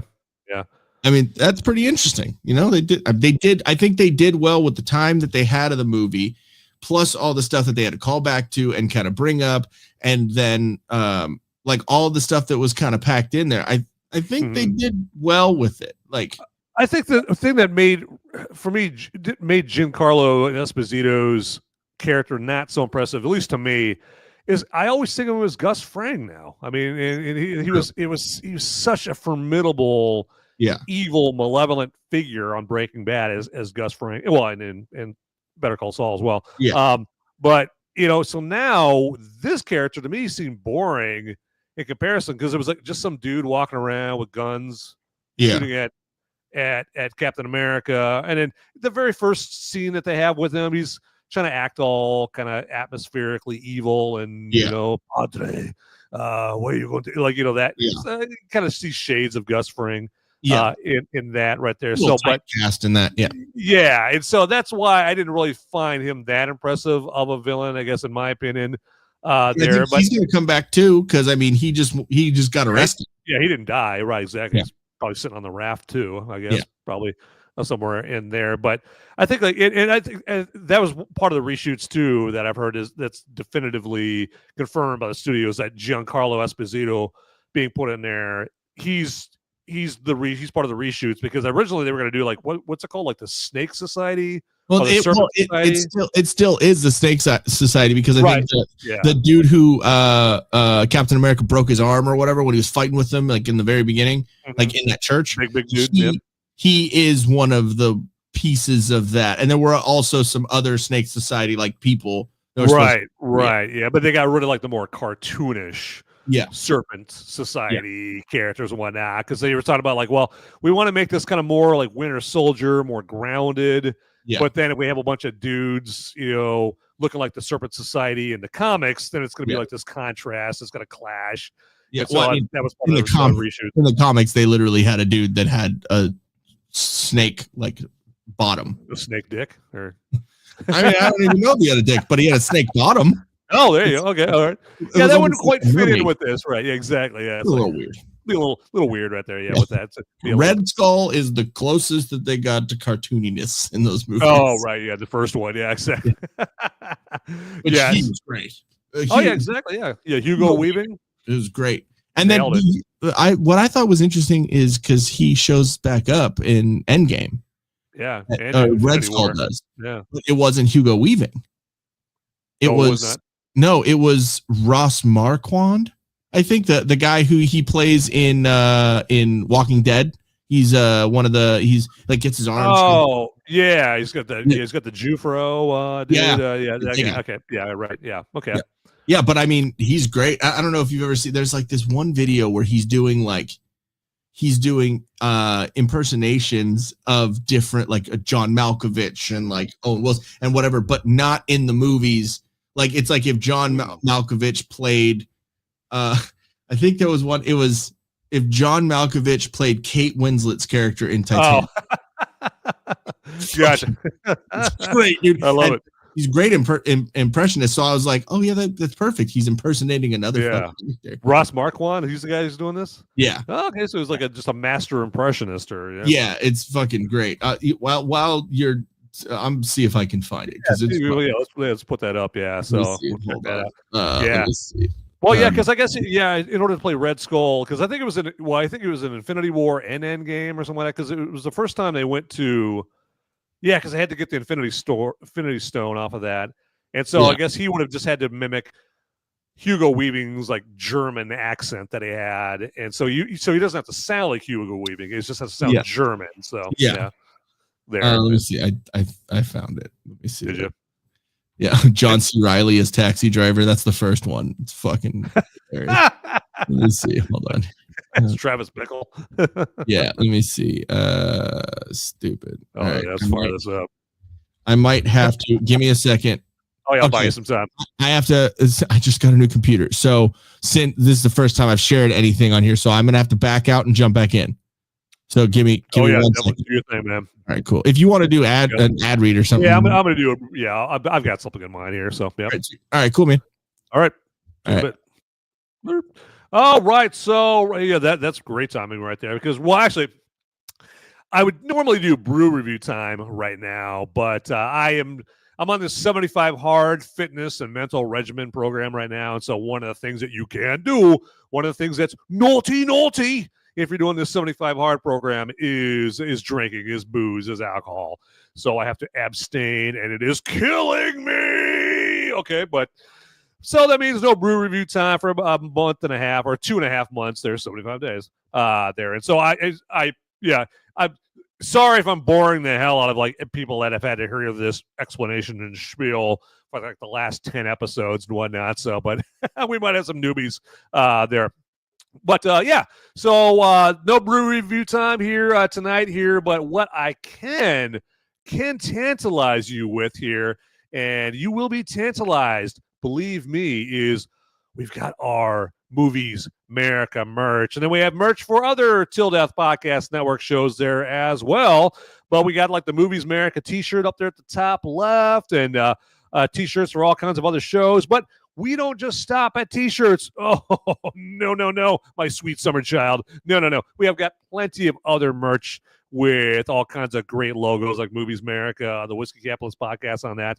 But the way to see all those great products is if you click on the merch link in the description down below, and you're going to see Movies Merica shot glasses, Movies Merica flask, Movies Merica. Well, not everything has to do with booze, right? We got Movies Merica yoga pants, Movies Merica phone cases, all kinds of stuff down there, right? Maybe a Movies Merica carburetor. I mean, you never know unless you check out the website that you will find with the link down in the description right there.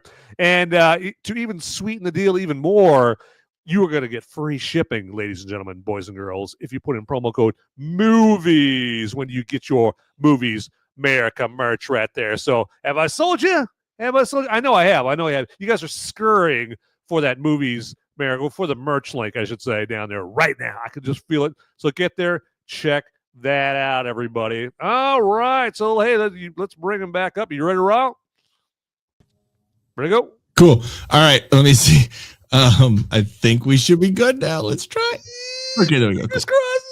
All right, sweet. All right, let's see. So it's fucking great. Are you talking to me? Then who the hell is you talking? You talking to me? Say, well, I'm the only one here. So who the fuck do you think you're talking to?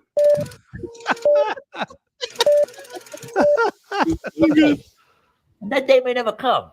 I'll call upon you to do a service for me. But until that day comes, accept this justice as a gift on my daughter's wedding day. Mama always said life is like a box of chocolates. You never know what you're going to get. If you let my daughter go now, that'll be the end of it. I will not look for you. I will not pursue you. But if you don't, I will look for you. I will find you. And, I'll kill you. So 1,100 men went into the water. 316 men come out. All the sharks, they took the rest. June the 29th, 1945. And I want my sharks. No. Hangers. Come on. What's wire hangers doing in this closet? I mean, I told you, no wire hangers ever. Come on. You want to get nuts? Let's get nuts. I want you to draw me like one of your French girls. Wearing this. Wearing only this. Breathe in through the nose. Wax on. Wax off. Don't forget to breathe. It's very important. Now, you boys, put those guns down. Go ahead. Make my day. I could have had class. I could have been a contender instead of being a bum, which is what I am. Shut up. Just shut up. You had me at hello. I told that crowd 1,000 times that I don't roll on Shabbos. Saturday, Tony, is Shabbos, the Jewish day of rest. It's not your fault. It's not your fault, Will. Will, go down to the Goodwill store because I want you to stop being such a sad sap. Hello, my name is Inigo Montoya. You killed my father. Prepare to die. I see them So good. Damn. walking around like regular people. They don't see each other. They only see what they want to see. They don't know they're dead. They're everywhere. Wow. Damn, I mean- man. Shit. Yeah, dude, that's pretty good. Like Yeah. every one of them nailed. Oh, hell yeah. Yeah. It's like, But, wow. but that John Malkovich one is creepy. Really, yeah, exactly. Yeah. Playing this, only this. Well, I mean, Jack Nicholson, in Taken right there. Yeah. I mean, that's Jack Nicholson was great. Like all of them were great, but like even dude, the Colin Farrell, like he nailed all of them. Like who does Zach Galifianakis? Right? Yeah, exactly. Yeah, and who dares do a Kevin Spacey? Right there. I mean, that was nailed down. That was good. That was fantastic. It's Brad Pitt, dude. Brad Pitt is on point right there. Yeah. I don't think I've ever seen anybody do a Brad Pitt impression before. That's what I'm saying. Like so I mean, having him do a Hugo Weaving Red Skull, like I thought I was like, that makes sense. Right, exactly. Yeah. Well, and then with the Brad Pitt when the read he was doing, that's a very famous, part of Jaws right there. It's like we're gonna know screws it up and that kind of thing. So yeah, that's fantastic. But I like how you think there, Mr. Scott Awesome. Hit that like button, everybody. Hit it. There you go. Smack that thing. Like make like Doug Emhoff and hit that thing. There you go. Just like Biden, just keep punching at it. Just Ross Marquand. My God, hell yeah! You never know. Like it's like you never know who's gonna who's got what talent and that kind of. Next thing I know, I would like you see Daryl Hannah, and she's like a world class chess player or something like that. And you're like, what the hell is going on? The only real impressionist that I've like really known about was Frank Caliendo. It's great. Yeah, he's John Madden is absolutely. If you're old, you know who Rich Little is. Yeah, Rich Little, and then the black dude from SNL. Oh, Jay Farrell. Yeah, Jay Farrell's great, and then he's good. Yep. Honestly, Crowder, dude. Like if you watch Crowder's impressions, like Crowder, yeah, exactly. He's got some pretty good ones. Yeah, exactly. He nails some shit. Yeah. His Trump is great. His Bernie Sanders is great. Mm-hmm. I just think his Bernie Sanders is great because it turns into fucking Gilbert Gottfried. Every time, dude. Every time. I like his. Oh, look, he's John Oliver. This is John Oliver very well. So it's like he's got it. He obviously nails it better than I do. Yeah, and I mean, he nails like the songs when they do like their song parodies of like stuff. Like he nails them amazingly. Yeah. All right. Exactly. And Jay Farrell's like, I think his most famous impression is Denzel Washington. That's his like most famous one, right? He does other ones, Jay Farrell does, but I mean, Denzel's on point. And Denzel, Shaq, his Kevin Hart is pretty good too. Mm-hmm. Like his Eddie Murphy is great. Oh yeah, exactly. So one thing I wanted to mention here, it just came up. I just thought of it here as we were watching that video and the impressions and the whatnot, is that I almost wish that Denzel Washington was born, speaking of Denzel, like 30 years later, because I would have loved to see like Denzel as the Black Captain America or as Falcon, right there, because I think that he's obviously Denzel.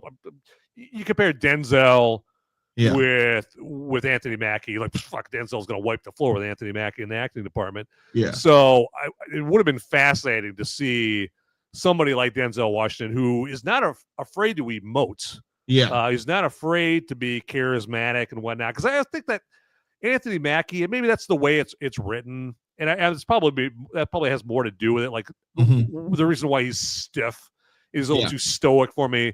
I think it's the way it's written because also Steve Rogers is kind of stiff and stoic. Well, yeah, I think it's the responsibility that came with that role. Right.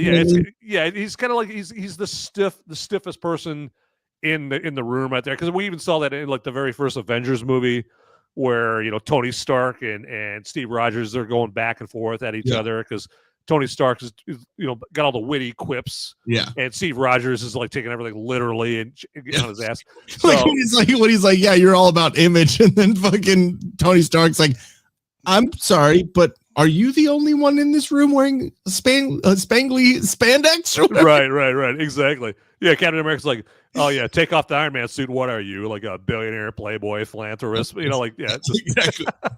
I was like, this is great. I'm sorry, Tony Stark, best character. Fucking. Oh yeah, fantastic. Yeah, fantastic. Yeah, he's tip top, performer, actor, in the whole MCU right there. But so I think like with as stiff and stoic as Captain America has to be, whether it's Steve Rogers or Sam Wilson, I think Denzel Washington as Sam Wilson, as Sam Wilson would have brought something extra special, especially when you think of Denzel Washington in Training Day and just how charismatic and basically just kind of how just he's just basically had that bad guy, the sleazy bad guy kind of thing. Not that's what Sam Wilson is or anything like that, but just got that charisma that I think would have added something to the role. And it's just intriguing to think about if Denzel Washington was Falcon or Black Captain America right there. Maybe that Ross Marquand could do that. Maybe Ross Marquand could do a Denzel Washington impression. If he would have Falcon. To do like a Denzel and a Robert Downey Jr. from Tropic Thunder impression at the same time. Think about it. Right there. Never go full retard. Fuck YouTube. Damn it. Fuck. What do you mean, you people? Yeah. What do you mean? What do you mean? What do you mean, you people? Right there. I got some crab apples. Go make some jambalaya down with a boy. I love Robert Downey Jr. I think that's another example of what a great actor he is, right there. Because not only is the best actor in the MCU, fantastic at Tropic Thunder. He's the highlight of Tropic Thunder there. So, and he plays two different accents in there. Exactly, he does the Australian accent, and then he does great. Yeah, I'm sorry, dude. I forgot how stupidly funny the beginning of that movie is. Like, they're filming the Vietnam scene. Yeah. Yeah, before even that, they started with with all the parody trailers. Yeah, exactly. And it's him and Tobey Maguire, and they're like holding the beats. The gay priests, yeah. Fucking prayer beats. I'm like, oh my god, dude. So bad. They got that stupid Enigma song playing in the background. Yeah, that's like... exactly. No, but I mean, Denzel could have played Isaiah Bradley. Yeah, I could have. Yeah. I mean, that would have been cool, but then the budget for Falcon and the Winter Soldier. Right, yeah, would have been right there. Exactly right there. But yeah, that would have been fascinating to see that right there. I mean, it just would have brought some extra gravitas right there. But yeah, then you'd have to have Harrison Ford and Denzel Washington. Probably neither of them. Probably they put it like, well, you either get me or you don't get, you have to get rid of the other guy right there. And then, I don't know, did you ever see Rebel Ridge, that Netflix show? No. On there was a fantastic actor on there named Aaron Pierce, and he plays like this ex-Marine or ex-Army Ranger, something like that on that show. And he's a young dude. He could have played, because I think he's even younger than Anthony Mackie. Yeah, and I think he would have made a really good Falcon as well, right there. But yeah, that's a good show. What's a movie on Netflix called Rebel Ridge, and Aaron Pierce he's got that more charismatic performance level than Anthony Mackie does. So I think that would have been intriguing. I mean, Denzel could have been a good. Again, I keep forgetting. Exactly, Channel Direction News. The parties. Yeah. I keep forgetting Idris Elba's character in. The Thor movies. Yeah. Idris Elba Marvel. I'm gonna try and it's gonna bug me if I don't like. Fucking... I was like, Heimdall. What the heck is this? What's it? Heimdall. Okay, yeah. I think Denzel could have played that well. I mean, that would because it's kind of a little, but there is a little charismatic, so it would have been a little bit different of a role for him. But I think it would have been great. King Kong ain't got shit on me. Yeah, exactly. Hey, maybe he could have played Black Panther's father. I mean, he gets killed in Civil War. But play. But he had, he's got more scenes in Black Panther, so have that right there. But yeah, Denzel Washington. I'm trying to think, has Denzel Washington been in any like MCU or DC movies? I don't think he has. No, I'm sure he's been asked. I mean, and that's the thing. I think, and maybe we can segue this into like the future MCU stuff, because there's going to be Secret Wars and there's going to be Doomsday, and with that's what all this multiverse shit. Yeah, I mean, there's going to be other bad guys, because Dr. Doom's already taken up by Robert Downey Jr. And then I'm sure Galactus is going to be the bad guy in Fantastic Four that's coming up. Right. And then so there's that. I don't know who's playing Galactus. I could probably look that up. But yeah. I think the only thing I can see. Yeah. Well, the only bad guys I've seen so far that's supposed to be in Fantastic Four is they showed John Malkovich for a second in the trailer for Fantastic Four. But Galactus is another bad guy, and they just show they're like a robot Galactus from the back in the Fantastic Four trailer. Innocent. Oh yeah, okay, Ralph Ineson. Yeah, he's trying to think of something that everybody would have seen Ralph Ineson in. He was, I don't know if you guys ever watched, if you saw The Witch that horror It movie. says He was The in The Witch, The Creator, Green Knight, and Ballad of Buster Scruggs. He was in Nosferatu, I guess. I'm just going down his IMDb. Oh yeah, he played the Doctor in Nosferatu. Yeah, and then he was also in Game of Thrones for a brief minute. So yeah, because remember in the Game of Thrones that episode where what's his the guy that gets his dick and balls cut off. Remember he's giving that great speech. He's trying to fire up his men, like, the tales of our bravery will arouse the women while their lovers are inside them. That whole speech. Oh yeah. And the guy hits him with the stick to knock him out. That's Ralph Ineson. He's the guy that knocked him out with a staff or a stick. Or whatever. Yeah. Dagmar Cleftjaw is what his name was. In Game of Thrones. Yeah, interesting. Name?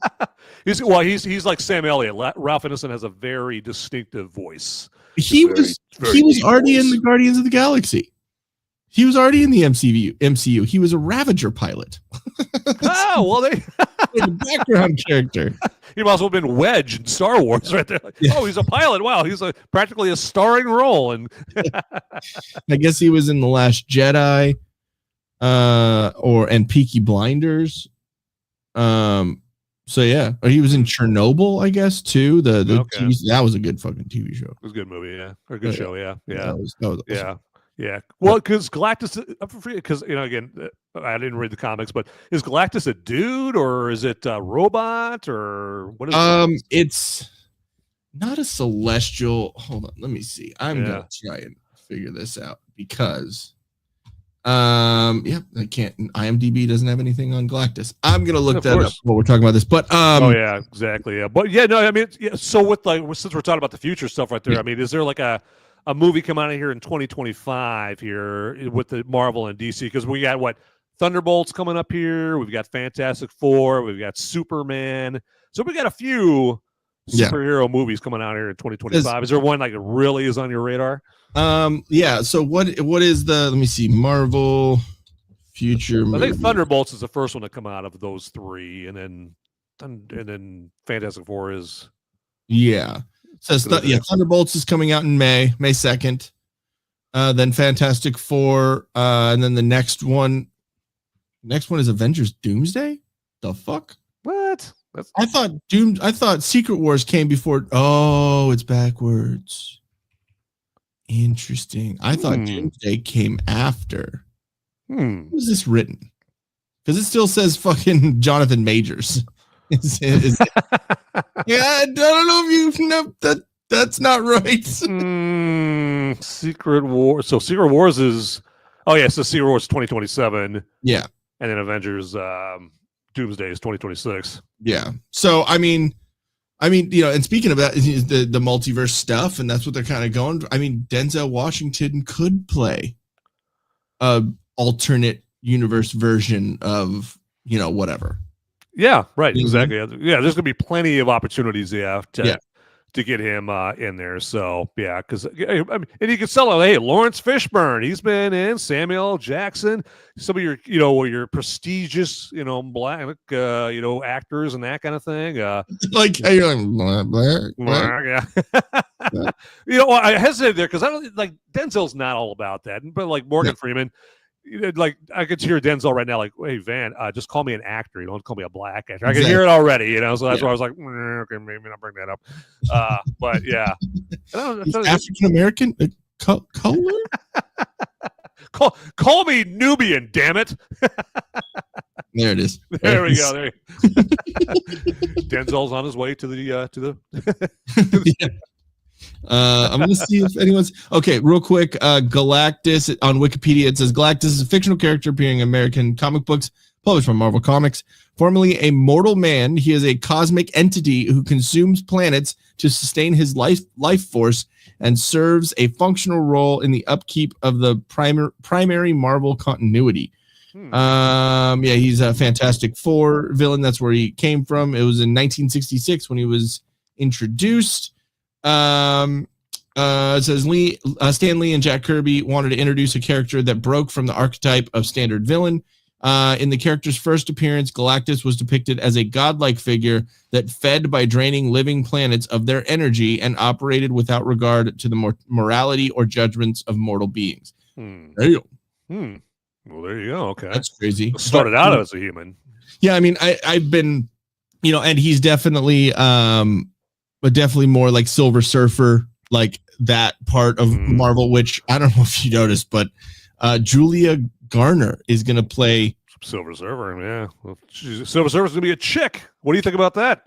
I don't know how I feel about that. I mean, Silver Surfer is just kind of like I think it's like a gender. It's not like, I mean, it all obviously is a dude. Right. You can tell it's a dude. Yeah. But like, it's just a very weird. I don't know. Yeah, it's going to be all CGI, right? Well, I guess. Well, she's probably going to be wearing a mocap suit, right? Yeah. So, very interesting. Yeah, and if you're going to get a female, why would you get Julie Garner? Like, she was good on Ozark, but yeah, really good on Ozark. Yeah, but like I've never seen anything else after Ozark that she's been in where I'm like, my God, Julie Garner, man, she's gonna be the next Julia Roberts. She's gonna be the next, whatever. I mean, she's that impressive. Killed it on Ozark. Everything else after that, not that great. So I just saw her in Wolfman. I mean, it says the weak part of that. It's the Silver Surfer is a humanoid alien with metallic skin who can travel through space with the aid of his surfboard-like craft. His. Mm-hmm. Yeah. Even Wikipedia said it. It's not Silver Surf it's Silver Surf her. Well, I guess they're probably Silver Surf her. There you go. Yeah, making something like that. But you. Yeah, exactly, right there. But I don't know. I don't know enough about Silver Surfer really to really sway whether or not I'm going to go. I mean, obviously I'm going to go see it to review it, but yeah. And then Pedro Pascal playing Reed Richards, that's like a deal killer for some people, not me. I'm like, I think he's a great actor. It's again separating the art from the artist. I think as an actor, he's great. He was even in The Mandalorian, where you don't see his fucking face. He was great. Yeah, right. Great in Game of Thrones. Yeah, he was awesome in that. He was awesome in The Last of Us. He's a great. And then I think Joseph Quinn as Johnny Storm. I think that's going to be good because he's fucking Eddie from Stranger Things. Oh, yeah, exactly. Yeah, exactly. Joseph Quinn. Yeah, and he was in Game of Thrones too. Did you know? Was he? Yeah, he played one of the guards. It's when Arya came back to Winterfell, and then when she's trying to get in, and then those two guards, the one fat one and the one, they're like, "You stay here," like blah blah. Oh, right, okay. And he's one of those. I was like, hey. Okay. Because we were like, Jen and I were like in the middle of watching Stranger Things and Game of Thrones, and I was. So basically, yeah, it's kind of when you watch a show like that, like, oh, there's a familiar face. That's kind of a bigger deal. I mean, that's especially true. Like if you watch Band of Brothers, now. Yeah. You watch Band of Brothers, like, oh hell, there's Michael Fassbender, and hell, there's Tom Brady. Tom Brady, TV12. Yeah, who am I thinking of? The guy who played Bane, Tom Hardy. Tom Hardy. Yeah. So yeah, and there's James McAvoy. There's James McAvoy. So, yeah. A lot of familiar folks in the Band of Brothers right there. But I mean, if I think that's another. There's another actor that they should bring into the MCU and figure out a role for him is who played Littlefinger. I think he'd be great in in something like he's a good actor, So I think it'd be interesting. Yeah, exactly. Yeah, because he's already been in a superhero movie, kind of with Dark Knight Rises, But true. Yeah, bring him in to the MCU. And what was he in Dark Knight Rises? I was a CIA agent. I was at the beginning. Okay. Yeah, so he was like, you don't get to bring friends, at the beginning. Yeah. When bringing Bane on the plane. Because he has that kind of mischievous kind of character, like, like aura about him. So I think it'd be kind of cool if they made him like villainous or like something surrounding that. It'd be kind of cool. Yeah, exactly. Yeah. Aidan Gillen, I think is his that's his name. Yeah, right there. So yeah. Yeah, he's pretty good there, but I don't know. I think and just not to swing it too far back over to Captain America. I think the thing with, I think the reason I didn't like it is just because it's, it's just another victim of Marvel saturation. I think there. It's like there's something to be said about keeping audience wanting. Like oh man, I really wish there was another Marvel movie, but there's not gonna be another one for 5 years. It's creating that kind of atmosphere and attitude. It takes skill, but I know like the bean counters, the studio, are in charge. And like, oh, we got to keep milking this cow and bleeding, getting as much blood out of this tournament as we possibly can. Yeah, right there. And I think like a good example of who does that very well, and I don't know if it's intentional or not, maybe it's just circumstances, is the James Bond universe right there, because there is a good number of years between when one James Bond has their last movie and when another James Bond takes the mantle and has their first movie there. I mean, like a good example is when Timothy Dalton, he was in A License to Kill in 1989. And then there wasn't another James Bond movie until 1995 with Pierce Brosnan and Goldeneye there. And then Pierce Brosnan's last one was in Die Another Day in 2002. Mm-hmm. And we didn't get another, James Bond movie until 2006 with Casino Royale with Daniel Craig. And I think like Marvel, I think they should blow everybody's minds and like maybe take a break now. They can't do that because they got too many movies in the pipeline right now. We just mentioned a few of them earlier, but maybe like just do like the 5-year hiatus kind of thing, like really build up the anticipation there. And I think like because Captain America: Brave New World, it's not doing knockout numbers. I mean, like if the budget was $80 million, it'd be the box office would be would be blowing the doors off of the theaters right there, right? Yeah. It's like because I mean it made like 100 and something million its first weekend. So if its budget is 80 million, well, you're already well on your way to making money with that. Yeah. But the budget's like been reported to be like 280 million or something like that. And so if they keep coming out and the last few Marvel movies, with the exception of Deadpool and Wolverine and Guardians of the Galaxy Volume 3, none of the movies have made money. They've lost money on every single one of them. And so woke. Yeah, well, and I think like people, they're just not making very like, again, in my opinion, like they're kind of half-assing the movies where in phases 1 and 3 they didn't, except for Captain Marvel, maybe Thor: Dark World, but the vast majority of the movies in phases 1 through 3 were good. Yeah. So I can't think of a one Marvel flop in the first 3 phases, but now they routinely, flop's the wrong word, they just don't make their money back. I mean, they're making a shitload of money. It's just the budget is killing it there. So if they keep doing that, hopefully they'll be motivated to maybe take a 5-year break and make people miss the Marvel universe and whatnot. And if these Avengers movies coming up turn out to lose money, they might very well do that, because I'm sure right now they're assuming, well, it's got the name Avengers on it. People are going to come out and we're going to make money. I don't know. I mean, by the time those movies come out, we're going to be 20 plus years into the MCU. People are going to be might be even more marveled out then than they are now. So I mean, and there's speculation that because of the implications of the Doom, Doctor Doom, and coming on Doomsday at pause, and Secret Wars, and all that, because Secret Wars is a multiversal war, so it's like all these different Captain America fighting Captain America and fucking Iron Man fighting, you know what I mean? It's like there's so many things that are gonna happen if they don't fucking put Tom Cruise as Iron Man from one of the other fucking multiverses. Oh yeah, exactly. The dereliction of duty. Exactly. I'm gonna back up the armored truck. Yeah. You had a fucking chance. But yeah. So I think I think, or one of the rumors that's going around, and one of the ideas is that it's going to be because what if Doctor Doom, or what if what if Kang actually does come, because the Jonathan Majors thing happened, right? And it blew over, so maybe they bring him back, and they he got cleared. Exactly. The story. They might bring him back. Yeah. So I mean, if they do that, and what if Kang wins? What if he destroys, just resets everything? Yeah, wasn't he supposed to originally win in Quantum Mania? So he was supposed to win in that, I thought, but yeah. At the end of Loki, the season 1, that's where he gets introduced, is He Who Remains. And so at the very end of that, them killing him, because he so at the end of He Who Remains is like the Kang that killed all the other Kangs.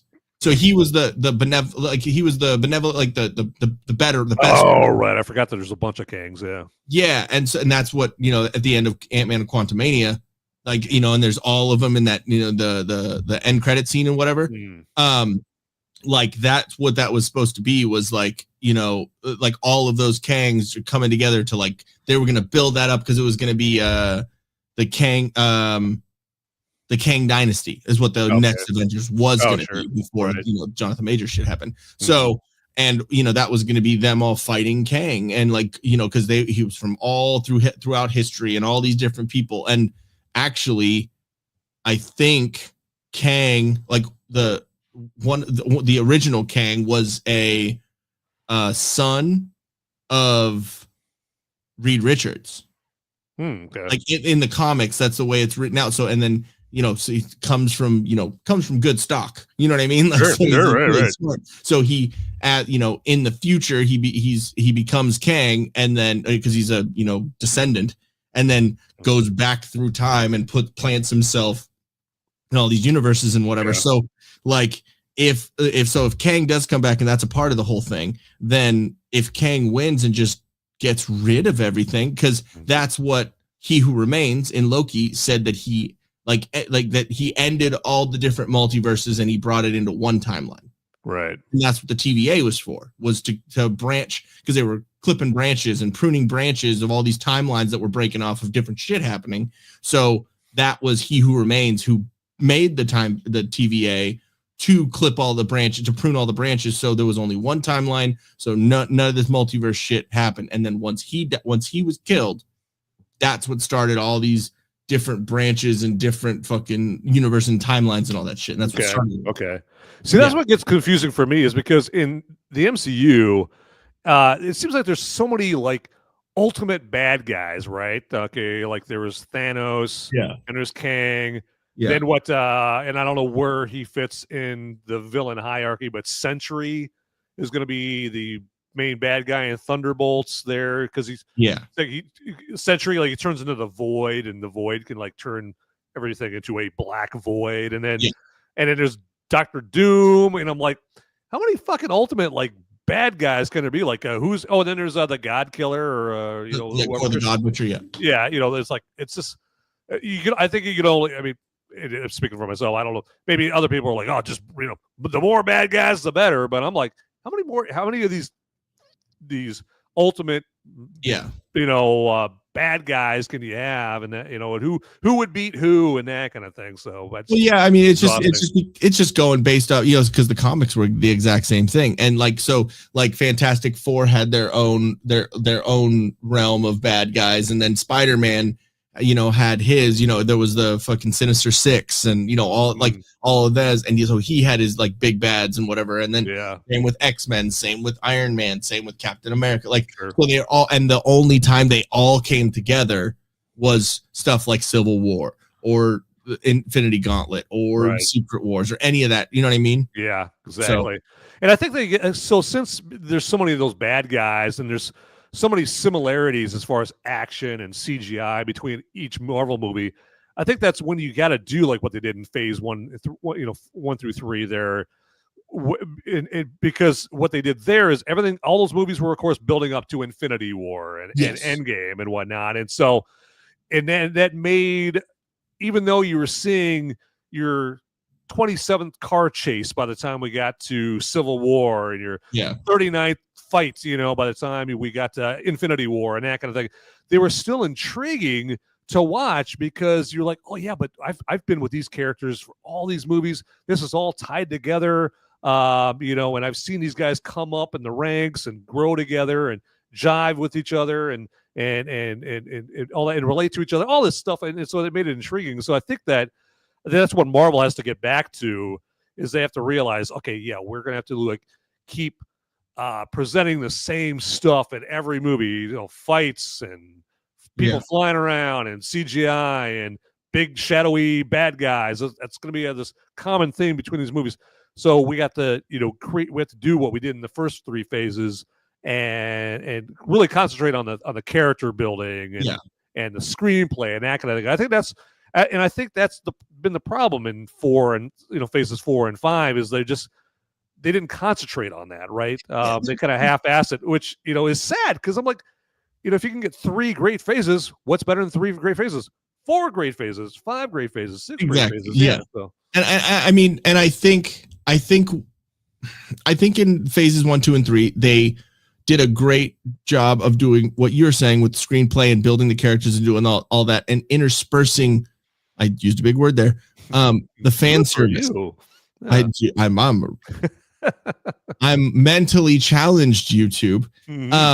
But they put the fan service in there here and there as literal Easter eggs, not like fan service. You know what I mean? And I think that's a lot of what they've done in the later phases. Is they it was just so blatant fan service just for the sake of fan service, not like it organically worked out or it was a plan that happened. You know what I mean? Right. So maybe like the phase 4, 5, and I guess we're going into 6 here pretty soon, but maybe 4 and 5 was kind of more appealing to the comic book readers, right? The people that would pick up on the Easter eggs. But then they wokeified it a little bit too, so it's like, sure, yeah. You know, like I mean, like Shang-Chi's a fucking cool character, but it's kind of like one of those.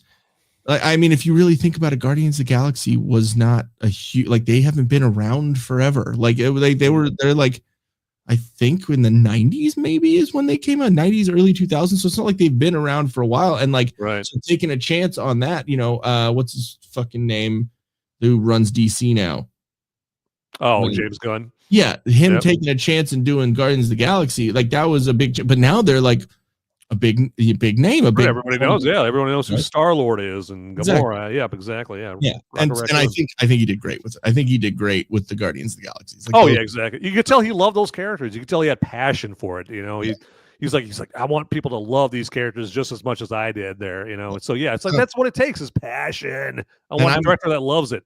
Yeah, and I'm a sucker for a raccoon, man. I love raccoons. And Guardians of the Galaxy 3, when it was Rocket as a little baby raccoon, I was like, yeah, that's it. It got a little emotional. Yeah. And then it had an otter. Like, come on. If anyone knows anything about the Till Death Podcast Network. Right, exactly. Yeah. Yeah, let's see some more of those otters in the live chat right there. You guys have been kicking ass so far, but yeah, otters in the live chat right there. Y'all been quiet. Where y'all at? Where you at? Well, you know, they're just so wowed by our knowledge and our intellect, and like they're sitting there with their mouths agape. And I saw it like, wow, man, they're really honoring up. I was like, oh, it's Till Death Podcast. That's cheating. Yeah, exactly. just to cheat a little bit more, we'll just. Oh yeah, exactly. But speaking of James Gunn, I mean, he's coming out with a new Superman movie coming out here, another future movie and the whatnot. I mean. Are you looking forward to that? I mean, what are the trailers done for you, man? I was until there was a dog, and I love dogs, but I'm like, really? Does it make it a little too goofy for you? Yeah, it's like DC has always been that like gritty, like you know what I mean. Like not saying that DC is good in any way at building a universe. They're fucking horrible at it, right? Because they have Marvel. They have 18 different fucking universes going on. Not saying that Marvel isn't doing that, but Marvel is doing it on purpose. Like they're doing it because it's a multiverse story, and like you know, like it's you know, it might be a little bit, you know, convoluted at times, but it's on purpose. Like DC is just like, we're gonna put out 4 fucking Batman things that have nothing to do with each other. Yep. We're gonna put out the Batman movies, and then we're gonna change that up after fucking 2 movies because we're tired of it. And then we're also going to do the Penguin show, and then we're also going to do this fucking show over here. Like, what? Yeah, and they're always marching to Marvel's beat right there, you know, because they're always copying them right there. Because even after you know, the Avengers was a big hit, the first one with Joss Whedon. Justice League now. Yeah, there's Justice League. They want to make Justice League all jokey and all that stuff. After Zack Snyder had already filmed it. Yeah, and it was more serious and that kind of thing, and they want to change it up. Well, then that made Justice League a shitty movie, but then they do Civil War. Civil War, and they're like, oh, we have to do Batman v Superman now because we're doing good guys versus good guys now. Right, exactly. Yeah, it's like it's always copying and that kind of thing. So, but Galaxy, we got to do the Suicide Squad now. Yep, and now ironically, people are calling the Thunderbolts the Suicide Squad. Like, oh, look at Marvel. They got this Thunderbolts movie. They're copying the Suicide Squad. Like, well, no, Suicide Squad was copying Guardians of the Galaxy. So yeah, and I mean that could be. What's up, Mr. Scott Awesome? He's cooking ribs. Well, I appreciate you watching and listening to our stupid. How much for one rib? Just one rib. How much for one rib? Name that movie, everybody. Name that movie in the live chat. I know it. I just don't know it. I can't. Which one is it? I don't know. Oh, yeah. But no, I think I am interested to see. Hey, there's Channel 2 Action News. I'm interested to see what James Gunn does, but I hope that he keeps the groundedness of the DC universe of the Batmans, because he's going to be in charge of all of them. He's going to be he's basically the Kevin Feige of DC. So really, yeah, exactly. Him and Peter Safran, yeah. So I mean, it's going to be interesting to see how he does Batman. I mean, Superman is a little bit more, for justice in the American way, like, you know what I mean? Like, he's not a as little dark and gritty as Batman, yeah. Exactly. So I mean, the fact that they didn't attain Henry Cavill is just stupid. Yeah, that's like malpractice right there, man. It looks like Superman. You know what I mean? Like, right, exactly. Yeah, when you picture Superman in your mind, like Henry Cavill. Yeah. Henry Cavill. Yeah. I mean, the Joss Whedon version when the lip. Oh yeah, the CGI out the mustache, because he was in Mission Impossible 7 with the mustache, and then he was like, "I'm not shaving that thing off." So yep. But no, I mean, that gives him the ability to come over to the MCU, which I'm fucking good with that, dude. Like, he could play some. I thought it was hilarious in Deadpool and Wolverine. Wolverine. Yeah, Calvary. So good. Yeah, he looked like a badass Wolverine. Like you said, well, if Hugh Jackman, wasn't Wolverine, Henry Cavill would make a very worthwhile replacement. Yeah, I mean, and speaking of go back to MCU for a second and fan service. I mean, that movie, like, they even gave us like the height, like comic book accurate, height accurate fucking Wolverine, which was hilarious. Like, to see fucking little mini Wolverine. Yeah, and especially the comic book readers, because they're likely the only ones that would get that. And no comic book readers like, oh, it's just a little Wolverine right there. That's kind of funny. Short. But no, that's how fucking short he was in the comics, dude. Like, yeah, exactly. Yeah. Current Al Pacino would make the perfect Batman. Hooah! Oh, you're just gonna like take her to Gotham City because she's got a great ass. Mr. Scott Awesome, I have a few ideas for a black exploitation film. White Black Panther, working title, and albino Black Panther who goes Death Wish in the hood. Like a White Panther, Vanilla Panther. Exactly. No, that's Bucky. He was basically White Panther when he was living in Wakanda. White Black Panther coming to your neighborhood, dishing out his vanilla vengeance. Great. There you go. Yeah, love it right there. I mean, I think I am excited to see what they do. I'm excited to see what they do with Fantastic Four, though, because Fantastic Four was bastardized by Fox when they came out with that. The Rise of Fantastic Four 2 was horrible, so bad. But I mean, and Fantastic Four 1 wasn't great either. I mean, it was cool. It was one of those things where it was like it was the same thing to me, but on a lesser level, as being a Marvel fan, because it was the first time we were getting some of these characters like the Spider-Mans and the Green Goblins and Dr. Ock and fucking the alternate Spider-Man and like Venom and all that shit in Spider-Man movies, and then Fantastic Four and Doctor Doom and Silver Surfer. It was cool to get those characters like in movies, and then X-Men and Magneto and all that. It was cool to get those, but then once Iron Man came out and they started doing that, I'm like, oh, this is fucking exactly. Yeah. When the MCU came out and they started doing that as part of this big universe, then it just makes all those other movies just seem kind of like they're just lesser now, because they were just like their own little separate movies. Yeah, like you had the Punisher with Dolph Lundgren and the Punisher with Thomas Jane. You had Tobey Maguire Spider-Man. Yeah, I mean, there's some of those movies I like. I mean, I like Blade. I like the Thomas Jane Punisher. I mean, I definitely like the Sam Raimi Spider-Man, but they weren't part of a universe, right? And so there was no connecting the movies, right? There's no connecting cartilage, right there. Exactly. So it was just So the concept of involving all the, because I mean, you go back to Iron Man and there's things said about fucking this and that, and then Nick Fury saying the Avengers Initiative. The first movie, dude. Like, exactly. Yeah. It's crazy. Right. Yeah. Exactly. And then they basically the guy that helped him in the cave create the Iron Man suit, and then they bring him back, and he's in Iron Man 3. Like this great thing. They can connect all these things, and so Kevin Feige and all the writers and that kind of thing. They did a masterful job at connecting everything and making sure, okay, well, we can't have this guy in this situation because he did this over here in this previous movie, and hey, they knew this chick over here. Maybe we bring this chick in this other movie. Like they did a really good job at tying everything together. So, and I think to your question of, or to your point of the disjointedness of the phase 4, 5, and 6 and how they've been. I mean, that could be because of the Kang situation. That could be because of the Jonathan Major stuff. Because if you think about it, Avengers 1, when they all got brought together, that was because of Thanos.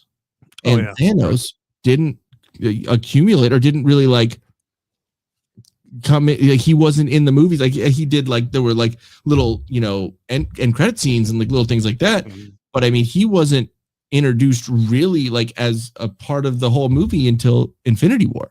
Sure. So I mean, I think that's what they were trying to do with Kang. They were trying to like put him in here, little bits and pieces, and He Who Remains in Loki. Because I mean, that was Loki season 1. I think Loki was the second show to come out of Disney, the Disney Plus shows. So I mean, that's starting it off right away.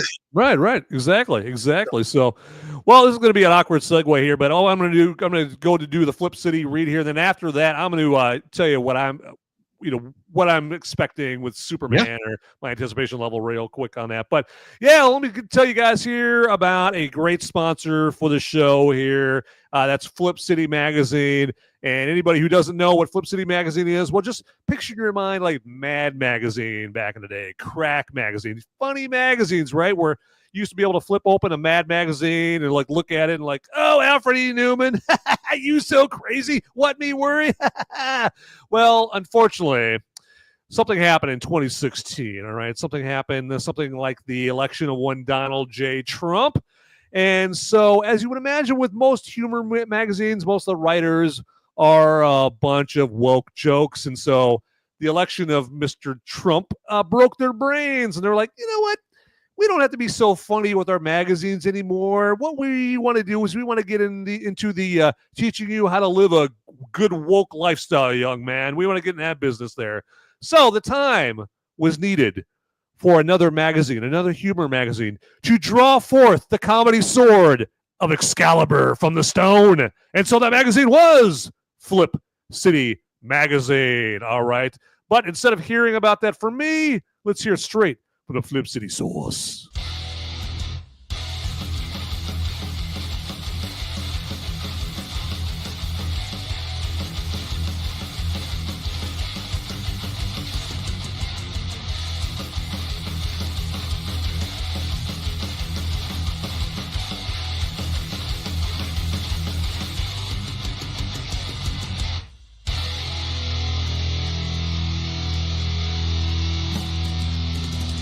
I love Flip City. It has brought new types of badassery and integrity to the print medium. Genuinely cutting, but also funny, and obviously just chaotic and very fun.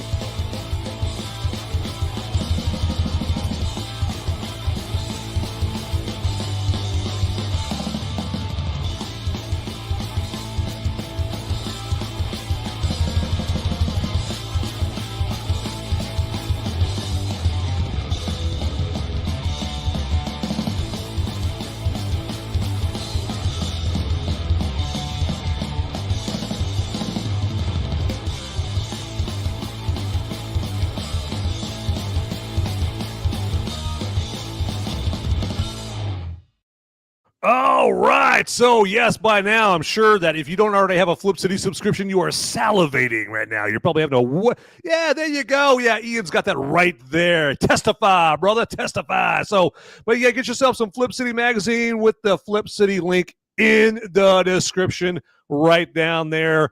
We're giving you literally no excuse whatsoever. I don't want to hear about it. I don't know where to go to subscribe. No, you have no excuse. Down in this description, we have the Flip City link there. And if you put in promo code MOVIES, you're going to get 10% off your order of the best non-woke comic around right there. And so, yes, hey, one good turn deserves another. Here, I've got my magazines right here too. Oh, there you go. Exactly. So, all right. I was going to say all the cool kids are doing it, but we're not the cool kids. So, yeah, there you go. Yeah, but despite us having them, believe me, I'm sure the cool kids have them as well. Anyway, so get yourself some Flip City magazine right now and then brag to all your family and friends. I like to say it's like Mad Magazine without the gender hormones. I think that is the best way to add me a gender. There you go. Huh? Hands. Exactly. I love every time I hear the word gender nowadays, I'm like, oh, this is a conversation I really want to pay attention to right there. But Superman, James Gunn Superman coming out here in the summertime. I think like I'm gonna give it a chance. I'm sure you're the same way. You're gonna give it a chance. You're not gonna outright condemn it right now. I'm gonna watch it for free on my phone. There you go. Exactly. Yeah, the best way to watch a movie is on your phone. YouTube. Yeah. Totally. He's going to get a totally legal screener from the studio. Exactly. Yep. But yeah. What's that? I know people. Like are you guys going to buy this? This excuse? Like, I know people. Maybe. I don't know. Wait, why are you getting the cuffs out for? I know people. Yeah, exactly. To the FBI that's listening, that listens in on my phone and watches all the text messages. I'm kidding. Yeah, exactly. Yeah, like was it? Piracy is not a victimless crime. You know, as you always see that right before you watch a movie. Yes, and we pay attention to that. We would never ever do that. Nope. Yeah. There you go. Yeah. Anyway, so Superman. There you go, Superman. Yes. So I think like what he's going for, the impression that my prediction is that he's going for more of like the wholesome, not so gritty kind of 70s, 80s Christopher Reeve Superman feel, so the gay Superman, that kind of thing. So yeah. Can you say that on YouTube? I don't know. The gay paraplegic, Christopher Reeve, Superman. Homosexual better for YouTube, or do I say the medical, biological, straight challenged? I was gonna say dicks. Yeah, penis addicted, but that could be chicks though too. So I don't know. I mean, he's addicted. Might as well. Time to get out of here. Addicted to love. I'm probably gonna get more in trouble with that big copyright claim. Like, hey, you're singing a Robert Palmer song. Yeah, exactly. But I think that, he's going for like the sunshiny 70s Superman, that kind of thing, where it's not going to be, it's going to be like the exact opposite of the Snyderverse right there. There ain't going to be gritty, hard edge, that kind of thing. So I mean, is it going to take place in our like time? You know what I mean? Because I mean, if it was something where it was like a 80s, 70s, whatever, like maybe that could make sense where it, because it's a different time. I could see that, Oh yeah, exactly. Hey, Beyond Formal. Hey, how you doing? Hey, I don't want to spoil it, but want to say hi. Yeah, really, we're pretty much past Captain America, Brave New World spoilers and all that stuff. But hi, there you go. Cross-eyed Superman trailer was pretty good. And I know I like the excuse they give, like, well, hell, he's rushing through the air, the wind is hitting his eyes, and that's why his left eyeballs are going that way. There, but and you brought up like, is it in our time? And it's hard to guess because if you watch the trailer, a lot of the furniture, the environment looks retro, but then they have flat screen TVs, up in the Daily Planet, and you're like, wait, what time is this supposed to be? Is it supposed to be a retro feel back to the 70s, early 80s? But they've got see why I say that DC is not the movie universe that I follow, because even in a trailer you're like, this is weird. Like, right, exactly. I'm just hoping the movie is going to be so awesome that I will forgive all, and that will just be just some little piddly little thing not to even worry about. I'm hoping the movie's going to be so good, I'm going to ignore the Guy Gardner haircut. And I know the Guy Gardner, I know he's got the bowl cut in the comic books and that kind of thing. So, but it just looks goofy when it's in a movie. Kind of like maybe like how you're feeling about Crypto. Yeah. You know, because when you throw a dog with a cape and he could fly around, he's got the same superpowers as Superman. I mean, it's definitely not Christopher Nolan now. And it's comic book accurate. Their crypto was in the comics, so I'm not saying. And I love dogs, so it's neither of those are the reasons. Right. But it's just you hate the movie Dog Killer. It's like I'm not Anthony Fauci. Sorry, YouTube, but he did it. We love Anthony Fauci. He is the science. I think we've been talking about Disney enough on this episode for you to Right, yeah. We should get like a surplus points that we can subtract every single time we have a violation of sorts, right? We've been shitting on it that much. Just a little bit. Exactly, yeah. You know, and I'm mostly responsible for that. I'm the one less enthusiastic about it. So yeah. I love first three phases. What's that? I didn't come on here to try and get you a strike. Yeah, usually I do a good enough job on my own copyright claims. I didn't know you can't play an entire movie on the show without no interruption. What? That's so weird. What the hell? It's go to Rumble. So weird. Yeah, exactly. Yeah, we need more viewers on Rumble. Yeah, exactly, right there. Yes.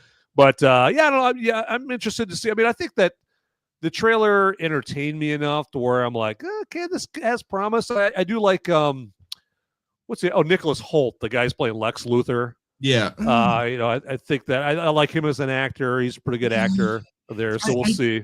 Yeah, I like him as an actor, but I don't see him as Lex Luthor. You know what I mean? Like, just like I didn't see the last Lex Luthor as fucking Jesse Eisenberg. Yeah, he was terrible. Yeah, exactly. I mean, Gene Hackman obviously is the ultimate Lex Luthor. Gene Hackman is, Miss Tessmacher! No one's going to beat him, so. Wasn't Kevin Spacey Lex Luthor too? Oh yeah, he was exactly. Yeah, I think he was good. I am one of the rare breed who thinks Superman Returns was a decent movie. That's an unpopular take. I know. Come at me. All right, but I think I like Superman Returns. I like Kevin Spacey as Lex Luthor in that. So pretty damn good. Kevin Spacey's a great actor. Horrible human. Great actor. Exactly. Yeah, separate the art from the artist there. But yeah, nobody beats Gene Hackman, and then of course Ned Beatty is, Mr. Luthor, so yeah. Are we gonna get out of prison now, Mr. Luthor? It's like but we'll see how Nicholas Hoult. He looks like he's gonna be obviously younger, Lex Luthor, and it's gonna be more serious than Gene Hackman's hammed up version of Lex Luthor. There, and then Rachel Brosnahan, I like her as an actress. She was speaking of Kevin Spacey, she was on Game of Thrones, House of Cards. There as well, and she's as Lois Lane. So I'm gonna give it a chance. And I think like it's got Mr. Terrific in it, right? And then Hawk Girl. It's got Metamorpho there, and don't ask me any questions about these people. I don't know anything about them. I can read a description of a movie there. So trying to sound smart. Trying to list that all out. So exactly. Yeah. With the tires, the steering wheel, the windshield wipers. I know everything about cars. Yeah, there you go. But we'll see. And James Gunn, I mean, he has more hits on his hands than misses. There, I'm trying to think of a miss that he's had. I mean, I didn't like Guardians of the Galaxy Volume 3 as much as you did, but I wouldn't call that a miss. So I'd say I'll give him all 3 Guardians of the Galaxy movies. The Suicide Squad, I love the fucking Suicide Squad movie he did. Great movie. The Suicide Squad, not Suicide. Yeah, exactly. The Suicide Squad, exactly. He wrote Dawn of the Dead, but he didn't direct Dawn of the Dead. So, but yeah, I did. Then he did what's that? This was that one with when Rainn Wilson played the superhero. God, I can't want to say the super. Played a superhero? Yeah, Dwight was played a superhero. It was a comedy superhero movie where he's like some frumpy dude and he's pretending to be a superhero. The fuck? Yeah, he did. No, he wasn't shredded. Anything like that, right? Yeah, there. But yeah, so James Gunn, I'll give him the benefit of the doubt. I think he's had a lot more hits than misses. I couldn't even name one miss. So far. So I'll give Superman the benefit of the doubt for that. I keep thinking I'm leaving something out. There.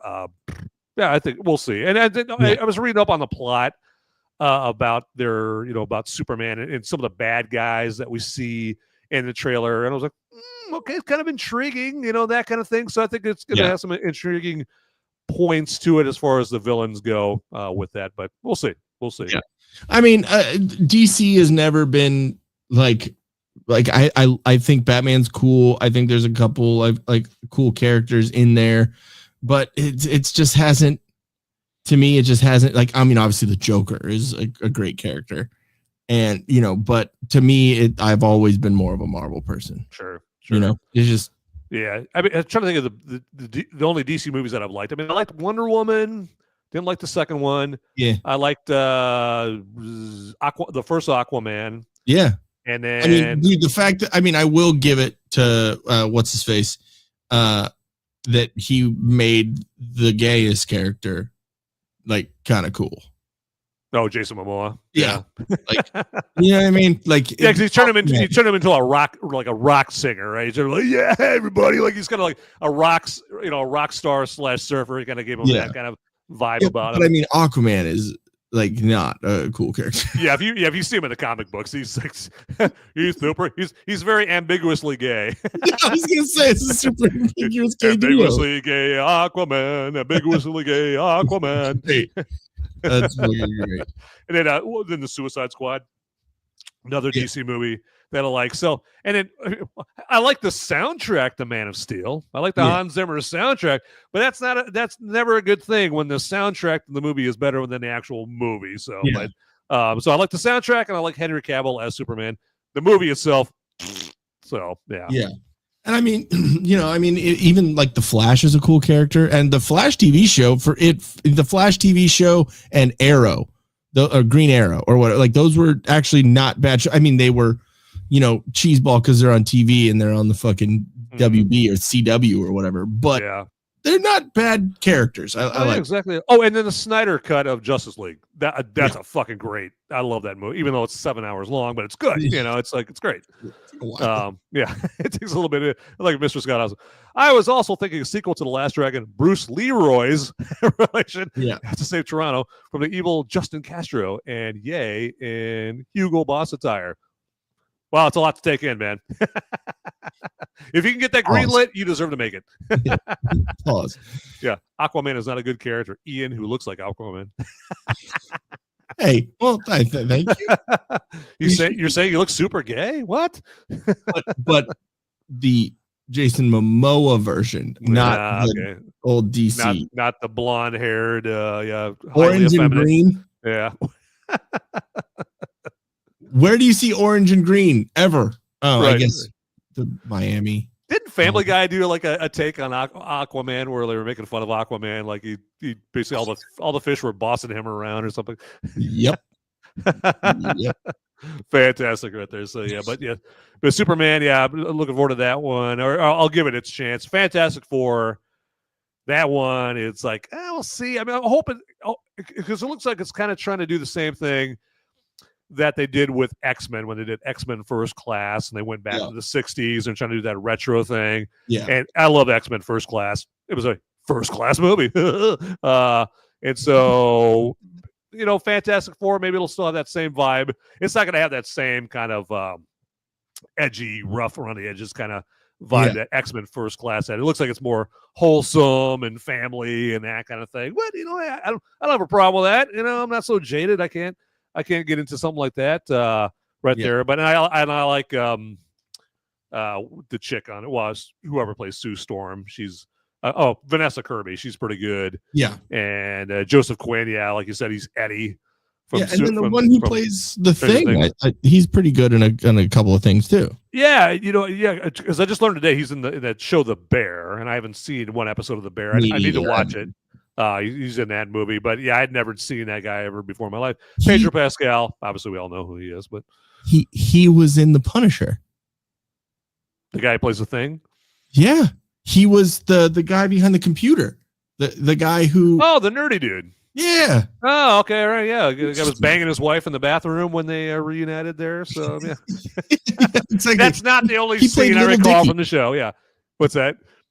He played Little Dicky, basically. Little Dicky. Well, that's why she had. That's why she had that disappointed look on her face. And oh man, that's all you can give me? What the hell? You like the Jewish guy. Yeah. Well, very well. Well, there you go. What do you know? So small world. Our YouTube.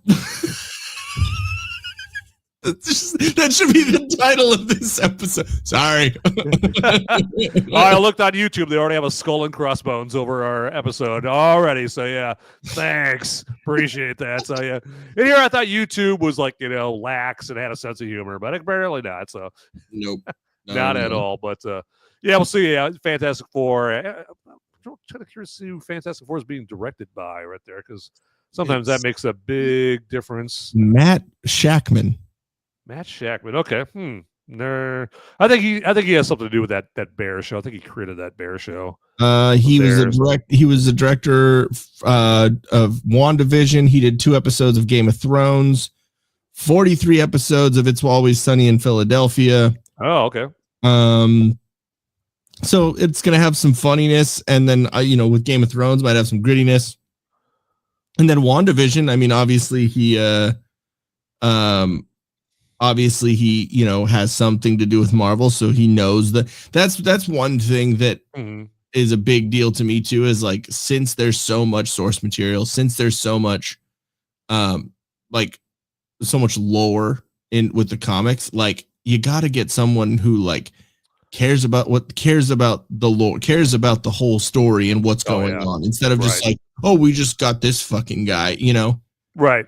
Yep. Exactly. Right there. And apparently you got to get a trident there, man. Yep. Aquaman is the gayest of all the Avenger League. Different universe, comics, but you're close, Lindy. You're close.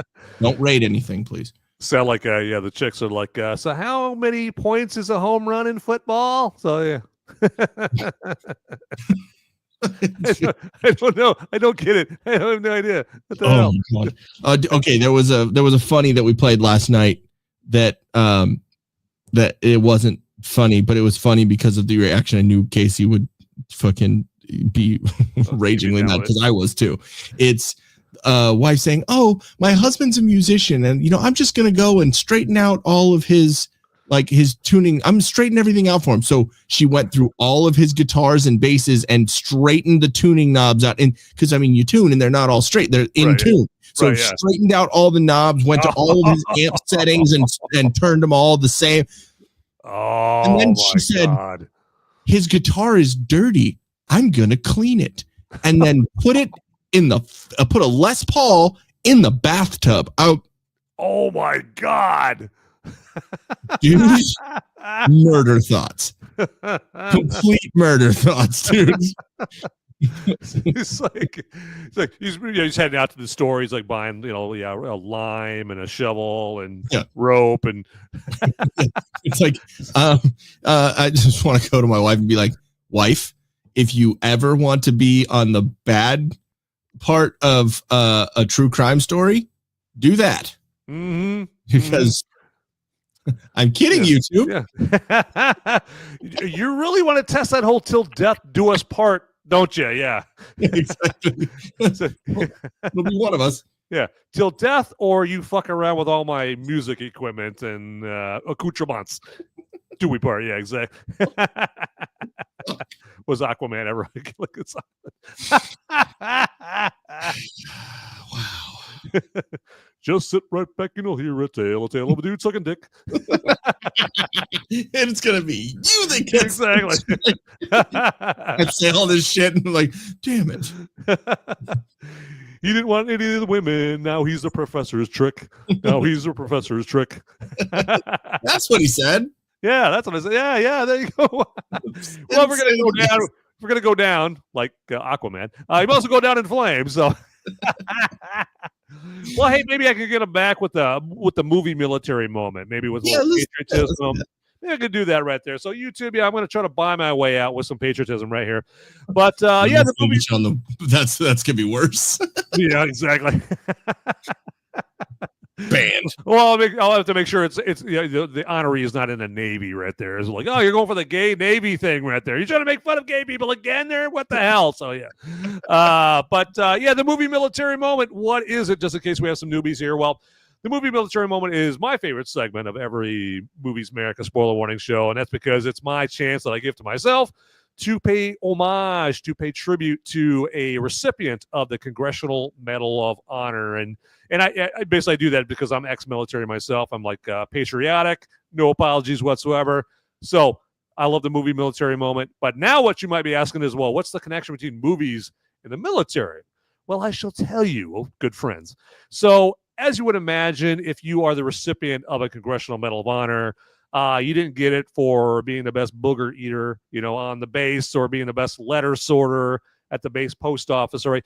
You did it for doing some hellaciously amazing shit, right? You got it for charging some Jap bunker with a grenade because they're about to smoke all your buddies over there, and you land on the grenade, you take yourself out, but you take a bunch of Japs out with you. Or you're a pilot in Vietnam, you're flying your Huey, and there's a hot LZ, and you got to get the supplies to the troops. You got to evacuate the wounded, and you're taking rounds, in the helicopter, and your captain's even on the squawk box going, "Get back here, man! You're gonna have to pay for that chopper." And you're like, "Hell no, sir! I ain't gonna obey that order. I'm going in there. I'm gonna get our wounded out," And so later on, you get a Congressional Medal of Honor for doing some cool shit that if you saw it on a big movie screen in front of you, that would be a very cool movie military moment. So that is the connection. And so with a cool concept like that, it deserves a cool intro just like this.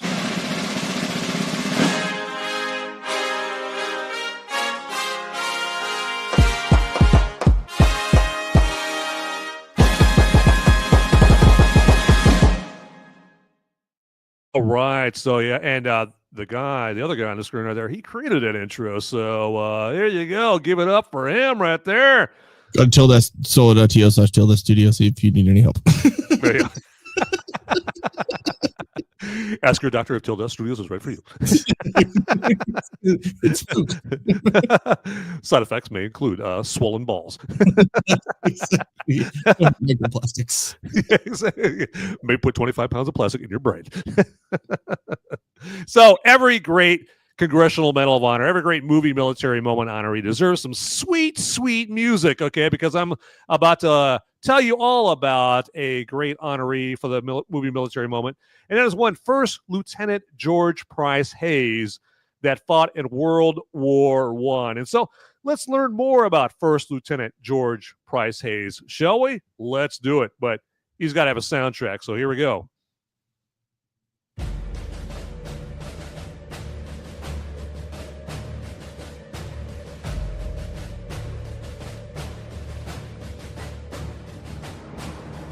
This is the movie military moment. And with this movie military moment, we pay tribute to one First Lieutenant George Price Hayes, who fought in World War I. And let's find out more about First Lieutenant Hayes, shall we? At the very onset of the unprecedented artillery bombardment by the enemy, his line of communication was destroyed beyond repair. Despite the hazard attached to the mission of Runner, he immediately set out to establish contact with the neighboring post of command and further establish liaison with French batteries, visiting the position so frequently that he was mainly responsible for the accurate fire therefrom. While thus engaged, 7 horses were shot under him and he was severely wounded. His activity under most severe fire was an important factor in checking the advance of the enemy. And so, with all that impressive feats that you heard about and I read about right there, that rewarded him, or that earned him, the Congressional Medal of Honor. And so, we salute you, First Lieutenant George Price Hayes, as our movie military moment honoree. Give it up. All right, so. And that's basically since he fought in World War I, because if you watch the show regularly, the citations usually go longer than that. Yeah. But given that it's World War I, the citation descriptions are kind of short and all that stuff. Yeah. So, but that makes him no less deserving of a Congressional Medal of Honor and the movie Military Moment honor there. But George Price Hayes, first lieutenant, right there. And as I always say, if you happen to be like a family or friends of the Hayes family, I'm sure obviously George Price Hayes is long gone, and most of his family are. But if you know them and you see this, hey, turn them on to this. I'm sure his great grandkids would probably get a kick out of this, perhaps. Who knows? But let them know there. And but that's just my few minutes I like to provide to myself to pay tribute to some great heroes that were awarded the Congressional Medal of Honor there. Absolutely. But with that, that has been the movie Military Moment.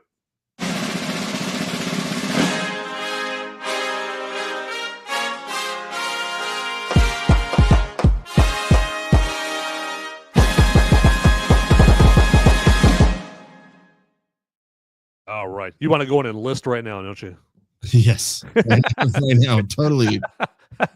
It's like, where'd he go? Oh, he's going down to the recruitment office. Yeah, it's but I don't know how you segue from that to back to superhero, but yeah, go for it. So I was looking up Thunderbolts, and the reason why I didn't remember what Julia Louis-Dreyfus's name was is because it's Valentina Allegra de Fontaine. That's just not one that rolls off. That's all, folks. What the hell? Exactly. I was like, oh, that's why I didn't remember. Okay, that makes sense. Okay, there you go. Yeah, that's a little much, a little extra right there, but it's okay. Yeah, exactly. Let's just call her Joe Smith instead. Right that's there. My Val. Yeah, exactly. Right, exactly. Whatever happened with the 1990s Avenger movie? I saw that from Mr. Scott Awesome. Right there. So yeah, that wasn't like the MCU, or that wasn't the Marvel Avengers. That was it had Sean Connery and Uma Thurman. Yeah, okay. And Ralph Fiennes. Yeah, oh yeah. Ralph Fiennes. Yeah. I know that's how the hell do you get away with that? Your name is spelled Ralph and you go Rafe. What the hell? That's like, yeah, you see my name, like, no, it's not Van. My name is pronounced Skippy. What the hell? Like, what the hell? What?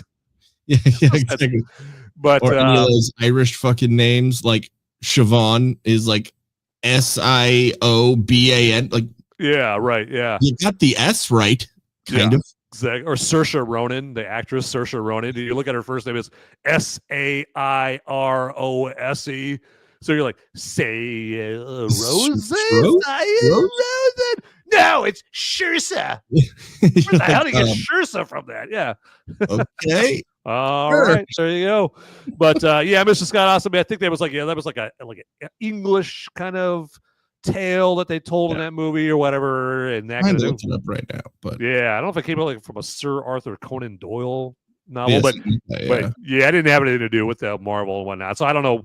I'm assuming Marvel had the Avengers name first. Maybe this one had it second. Who knows? Right there's the Avengers, and I'm going through. It says popular titles, and evidently there was a short made that's called Avengers Endgame: The Butt Plan. Which, if you don't know what that is, have you ever heard of what that was? No idea. There was speculation before Endgame came out that how about Ant-Man just get really small and go into Thanos' butt and then expand. I was like, maybe I've heard of. Strategically, good idea. I mean in execution, I mean, that's gonna be kind of shitty. But it's a good plan. But I know. I mean, it was. I always thought that would be funny, but it's it's a Disney movie, so we can't really have butt play. Old Ant-Man Anima right there. Yeah.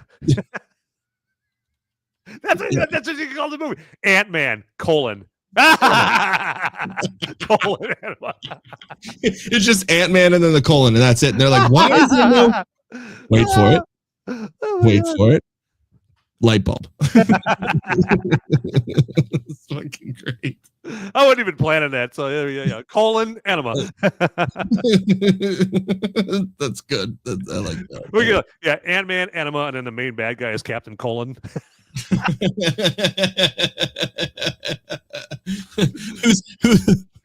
See if you can handle the awesome power of my colon blow. I call this one Metamucil. I like that movie, but it was a little too meta. Musel. Yeah, it's a little weird. Exactly. Too much. When there's an itch you need to scratch on your ass, watch Ant-Man Enema. Lindy Ring 87 giving us the good sports news 2-1 U.S. hockey. Yeah, there you go. Yeah, Nice. What period are they in? Is it done or is that the final? I don't know. Yeah, I don't know. God, wasn't that a great moment, man? When Canada was booing our national anthem. Not that it has anything to do with movies, but it's just a great thing. And then we beat 3-1. Yeah, to me, it's like, it's fucking sports, dude. Like and you're gonna get mad at hockey players? They fight people, like, you know what I mean? Like to me, I was like, I get it. Like, it's annoying, but like, it's hockey and it's sports fans. Oh yeah, they fucking fight on the ice and then they fight in the stands. But you're mad about booing the national anthem? Like, I mean, again, I get it, patriot, whatever. But to me, it was just like, fucking, can we not be like, okay, we won the election, great. Can we not be little bitches about everything? Yep. I wasn't mad enough to keep me up at night. Yeah. But I was mad because we presented with a fantastic offer to be the 51st state. Yeah. And that's how you repay us. What the hell? So it's like, all right, cool. Fuck around and find out then. Yeah. We're going to fucking beat the shit out of you on the ice. And exactly. Yeah. Because Canada, like I've always seen, like Canada is America's hat, right? And they've always thought of themselves as more important than they actually are. They're kind of, gay. They're kind of, exactly. Yeah. They're kind of insignificant. They always look down their nose and, you Americans, okay, fuck you and your Tim Hortons and your maple syrup. Fuck off. Exactly. You guys are dumb enough to live way up there in the north where you're freezing your nards off every single time, like 97% of your freaking country is unpopulated because you guys all live in the southern part. So, but anyway, this has been Canada talk. Yeah, but I mean, also, I sometimes am the fucking, what's the word? I like to be the when you're the opposite, contrarian. There we go. Thank you. We're finishing each other's sentences. Canada is America's gay adopted cousin. What he talks to. I mean, hey, they hit kind of close to home there, Lindy Rig. There's the lie. To what he said, not to what you. I mean, right? Exactly. Yeah, he's right. Exactly. I mean, it's like you guys are gonna like all the stuff that Canada does. Like I'm like, like you guys have the nerve to boo us? What the hell? Yeah, I've seen what you cheer for. It mean nothing to me. You guys like, yeah. If an old person gets an ingrown toenail, you guys terminate them right there. So exactly. Yeah, exactly. But I don't know, but Captain America: Brave New World. There again, no good way to segue back to that. But I mean, do you feel like that you had to watch the Falcon and the Winter Soldier in order to get Captain America: Brave New World? I mean, does it add anything to watch the TV series? Yes and no, because Isaiah Bradley, like you said, didn't know who that was. And then Joaquin Torres, because he's the new Falcon, you've been like, who the fuck is this guy? Right. Yeah, I mean, I guess, but Thunderbolt Ross wasn't really in there. I mean, I haven't watched it in a minute, so maybe I could be wrong. But I mean,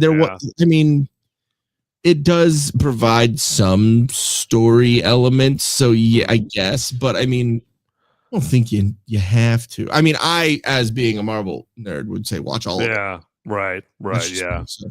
Because Agatha show. I still haven't watched Kraven the Hunter. I still haven't watched like a couple of them. So I've been Yeah, Kraven the Hunter, like I think like you'll probably like it better than most people because I mean if you've read the comics, I don't know if you've read the comics, but I mean like if you're into the comic universe or the comic world, then yeah, I think like it's gonna be more intriguing. Like Kraven the Hunter, I was hoping it was gonna be good. I like the actor Aaron Taylor Johnson. Yeah, hell, he was kick-ass way back in the day, right? And he was Quicksilver. It was Quicksilver, exactly. Yeah, and he was like, maybe he's going to be the next James Bond. Who knows? But it goes from nerdy kick-ass to James Bond. Yeah, exactly. Right? Yeah, nerdy kick-ass to Kraven the Hunter. Like what a transition right there. So, but yeah, I mean, so I don't know. Maybe you might like Kraven the Hunter. I mean, but obviously it bombed at the box office. The reviews, the ratings on it were just abysmal. But but that's the normies and that kind of thing. So. It's got Russell Crowe's in it, so maybe he adds something to it. Yeah. But I think I might watch The Falcon and the Winter Soldier just to find out more about this John Walker guy because he's gonna be in Thunderbolts. Yeah. And the only thing I know about him is that in some way he was a Captain America. And I don't know how he became Captain America, but yeah. I won't give away any of it, but. I mean, it's a good show. There's like it came out like right after, I think it was the first one that came out after because it was like Black Widow and then that. Let me see when because these are all the movies, I guess. Yeah, because where was it? I guess Falcon and the Winter Soldier. No, I'm trying to look at like when the release dates were.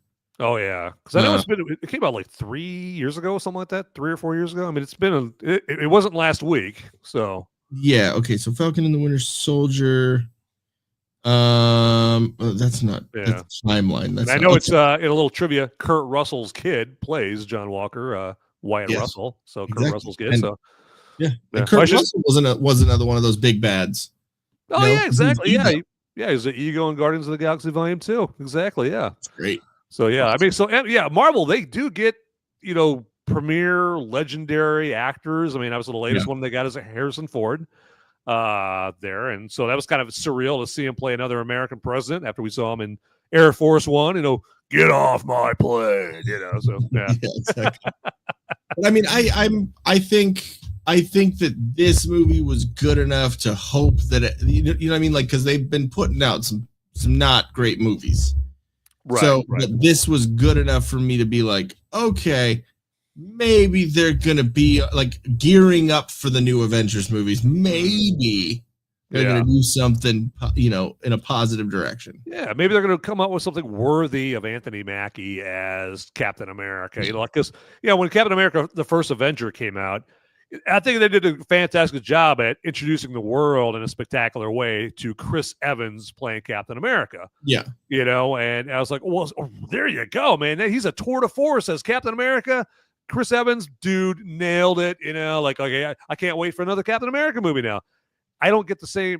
I don't have the same feeling after this movie. I'm not sitting here going, God, I can't wait for another Anthony Mackie Captain America movie. Like, no.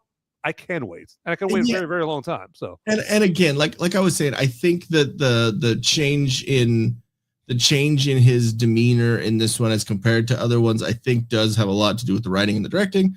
But also, I do think it could also be because there is that responsibility that he has, that he actually has taken up the Captain America mantle. It could be that kind of thing. Because like you were saying, like more stoic. Chris Evans was more stoic, but he also came from a different time.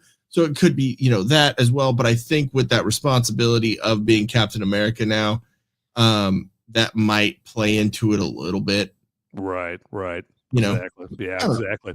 Well, I think we have talked this enough here for tonight and whatnot. So, but I mean, if you left it up to me and we would talk about this for another 6 hours and whatnot. So, but I am human and I need sustenance. And so we need to get the fuck out of here. So there we go. So I can say fuck on YouTube, right? I have to take a shit. There you go. YouTube, not sorry. Yeah, exactly. There you go. Yeah, brutal truth on this and whatnot. So, but I'm gonna go through all the banners and all that stuff. So, man, if you need to, go pinch a loaf by all means. So, or no. I mean, I'll hold it. There you go. All right. So, now I'm gonna read it nice and slow. So, Now the chat's all, hey, what's going on? What's going on? Hey, exactly. There you go. Hey, channel directions. Van, there you go. So, all right. So, yeah, real quick here, just popped in my head. Next week's movie is The Monkey. Okay. So, and that's going to be like a comedy, horror, thriller. Okay. And so, I'm sure it's going to be just as big at the box office as Captain America and your typical Marvel movie. I mean, The Monkey. I mean, everyone's going to be taking everybody to go.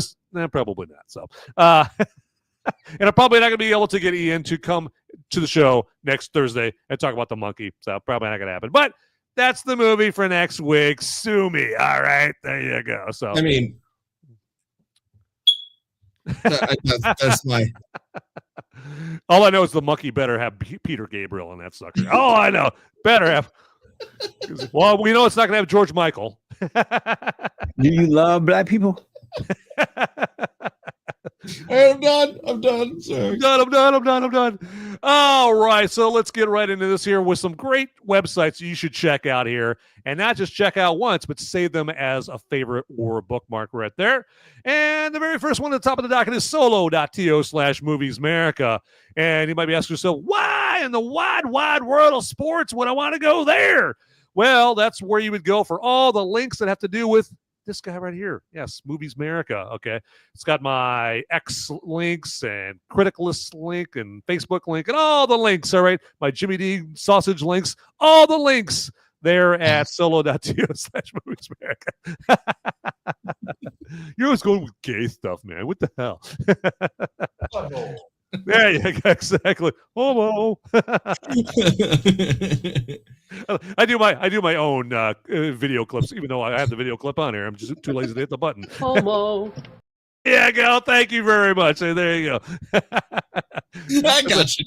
Yeah, exactly. Yeah, you got me. There you go. It's like, I can't multitask. It's too hard. So, and the next one is moviesmerica.com. That's where you would go if you want to check out the podcast versions of my spoiler-free show I do on Sundays, more affectionately known as Movies Merica Live. And so you may have heard me say the word podcast. Well, that means that's also an Apple Podcast, Google Podcast, Spotify, iHeartRadio, Stitcher, and a partridge in a pear tree. Okay, so all of those right there.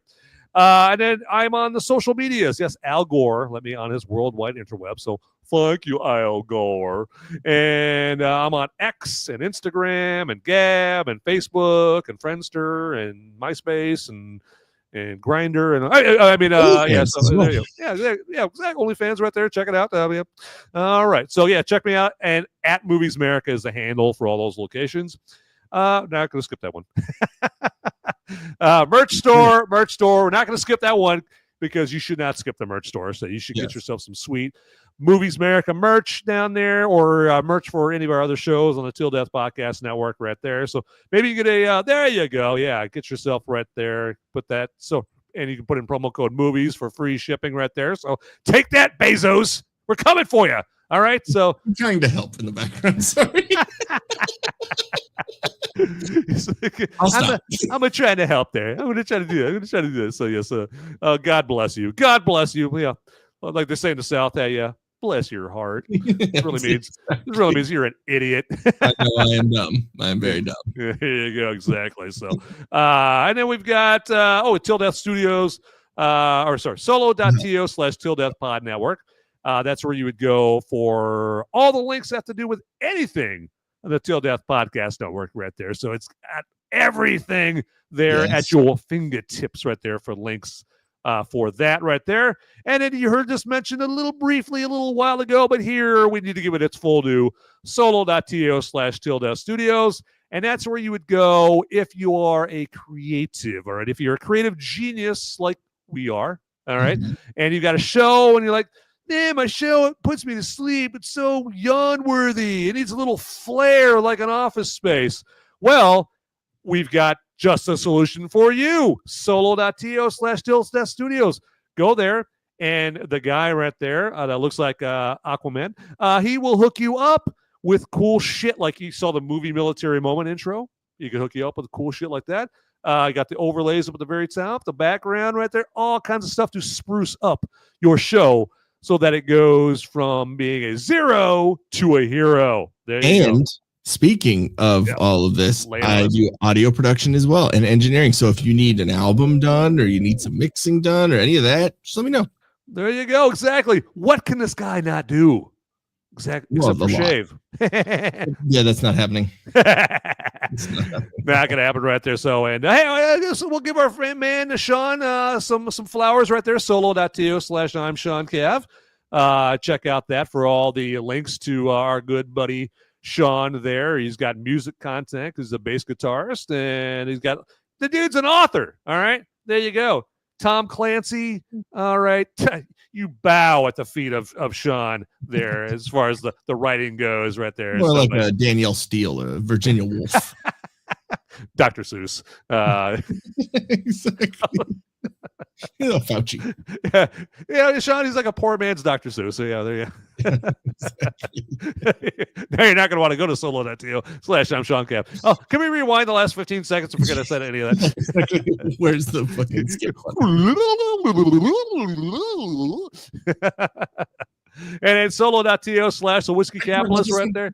Yeah, you want to go for it? I got these last two. How about that? Do it. Yeah, do it, man. Knock it out. Sweet. Whiskey Capitalist. It is the show that I do. Go to solo.to/the whiskey capitalist, or I'm in the live chat right now. So if you want to go and just click the link and follow, that's cool. There's also all the links down in the description as well for all the Movies America stuff, all my stuff that I got going on, and you can go check that out. It is we are on Mondays and Wednesdays at 8 p.m. Eastern, 5 p.m. Pacific, and we talk about trending news, politics, and pop culture, and we do funnies at the end. It's a lot of fun. It is on Wednesdays, it's me and Casey, the soundboard lord, and on Mondays right now it is me and Brandon of Beyond Formal. The guy we were just talking about, I'm Sean Cav. He was my co-host, but he has taken a step back from it, got some family stuff going on, so we wish him the best with all he's doing solo, but he still does the Tunnel Talks every Thursday, does a X Space every Friday, and still doing his own Sipping with Sean or Sean Cav Live every week. So that's a lot of fun. But yeah, we have a lot of guests coming up here for Whiskey Cap, which I think this might be the first time I'm announcing it. So you heard it here first, folks. See, there we go. So next Wednesday we have Buck Angel on. The Wednesday after that, March 5th, we have Handy News on. Then March 12th, we have the Weapons of Meme Destruction pod on. And then April 2nd, we have No Prisoners podcast on. So we got a bunch of awesome guests lined up. We have been in contact with a couple of other people that are on the line, and it's gonna be fun stuff. We got a lot of stuff lined up here, so it's gonna be fun. It's gonna be really, really cool. And then let me see. And then solo.to/Till-Death podcast. It's a podcast that I do with my wife every other Saturday, or when we get around to it. And it's at 5 p.m. Eastern, 2 p.m. Pacific, where we talk about husband and wife stuff, marriage issues. I mean, we don't have any marriage issues, but we talk about others' marriage issues and whatever weird stuff we find on the internet, usually like a New York Post, weird but true. We find some wacky, weird story and talk about that, make fun of fat people. And then dick as joke. You should. Yeah, exactly. Like we talked about that Dank DeMoss or whatever, that fat chick who couldn't. Oh yeah, the rapper. The Uber. Yeah. And then did you see when she went on the Breakfast Club and tried to sit in the chair? Oh, they had to bring a couch out for her. I don't know. I think that kind of ruined her lawsuit, but whatever. Exactly.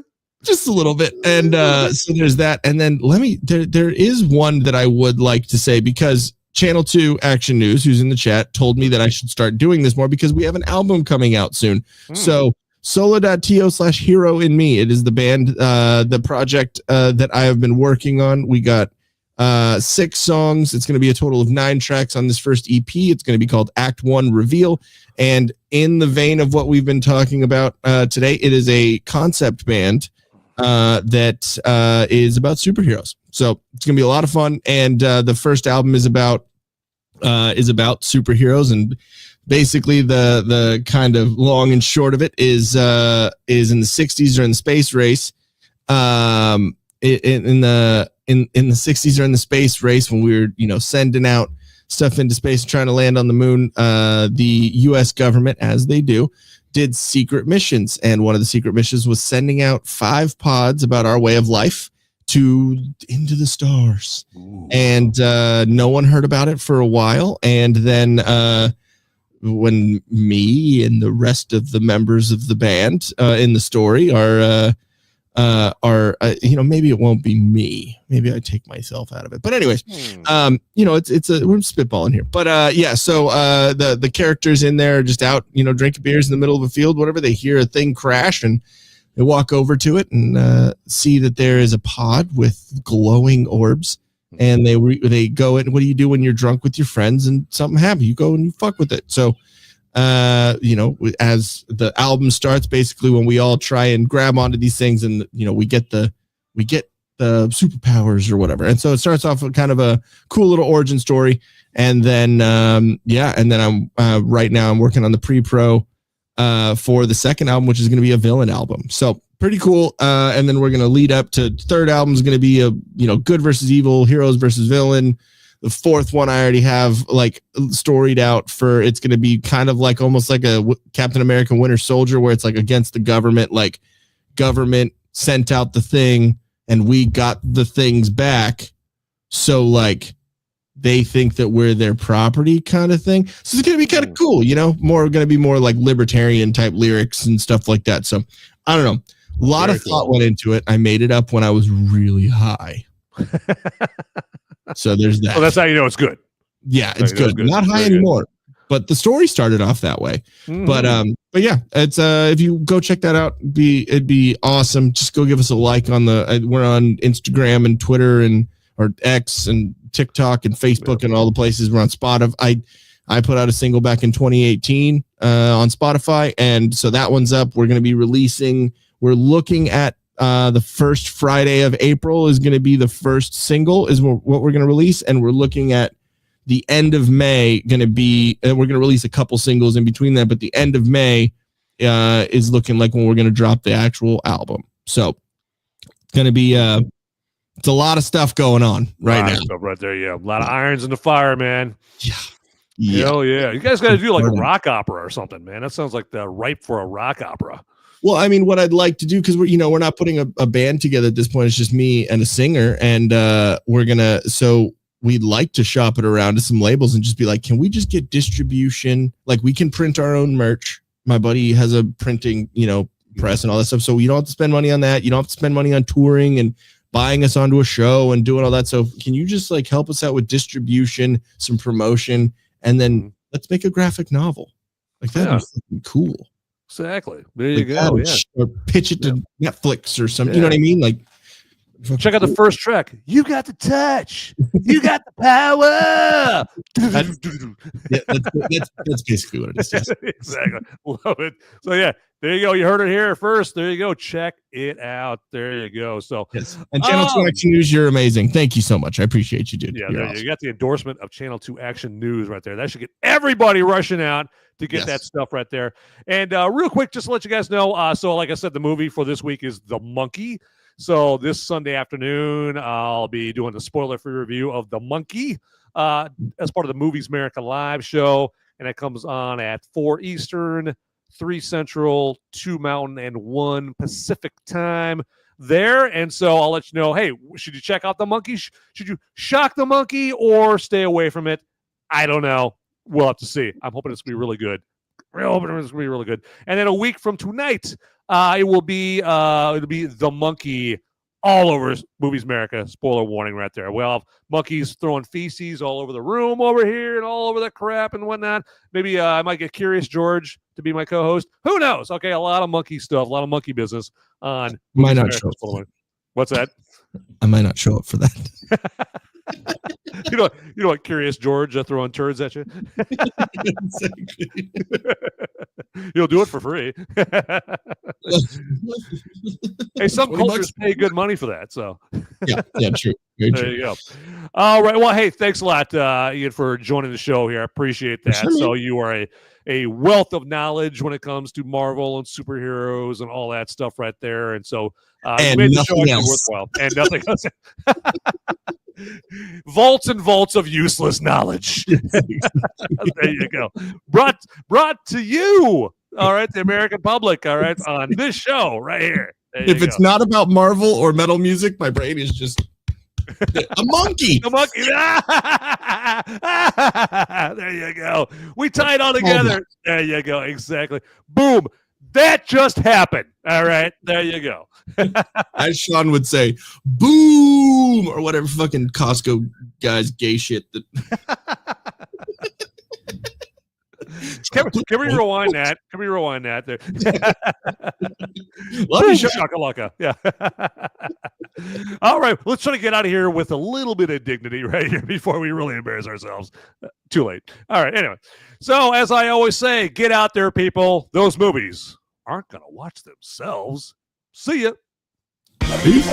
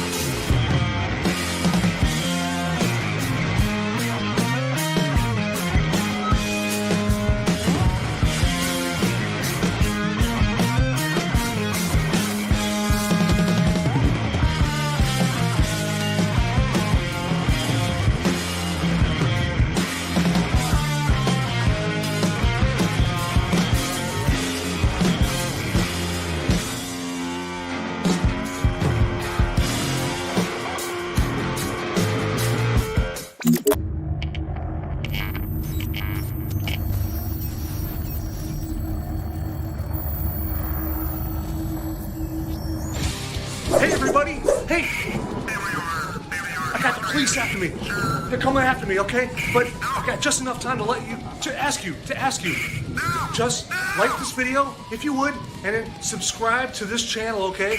I'm gonna be in handcuffs pretty soon. I gotta tell you. Hey, so before they haul me off, make sure you watch these videos over here, okay? And thanks for watching this video and the Till Death Podcast Network, okay? I gotta go.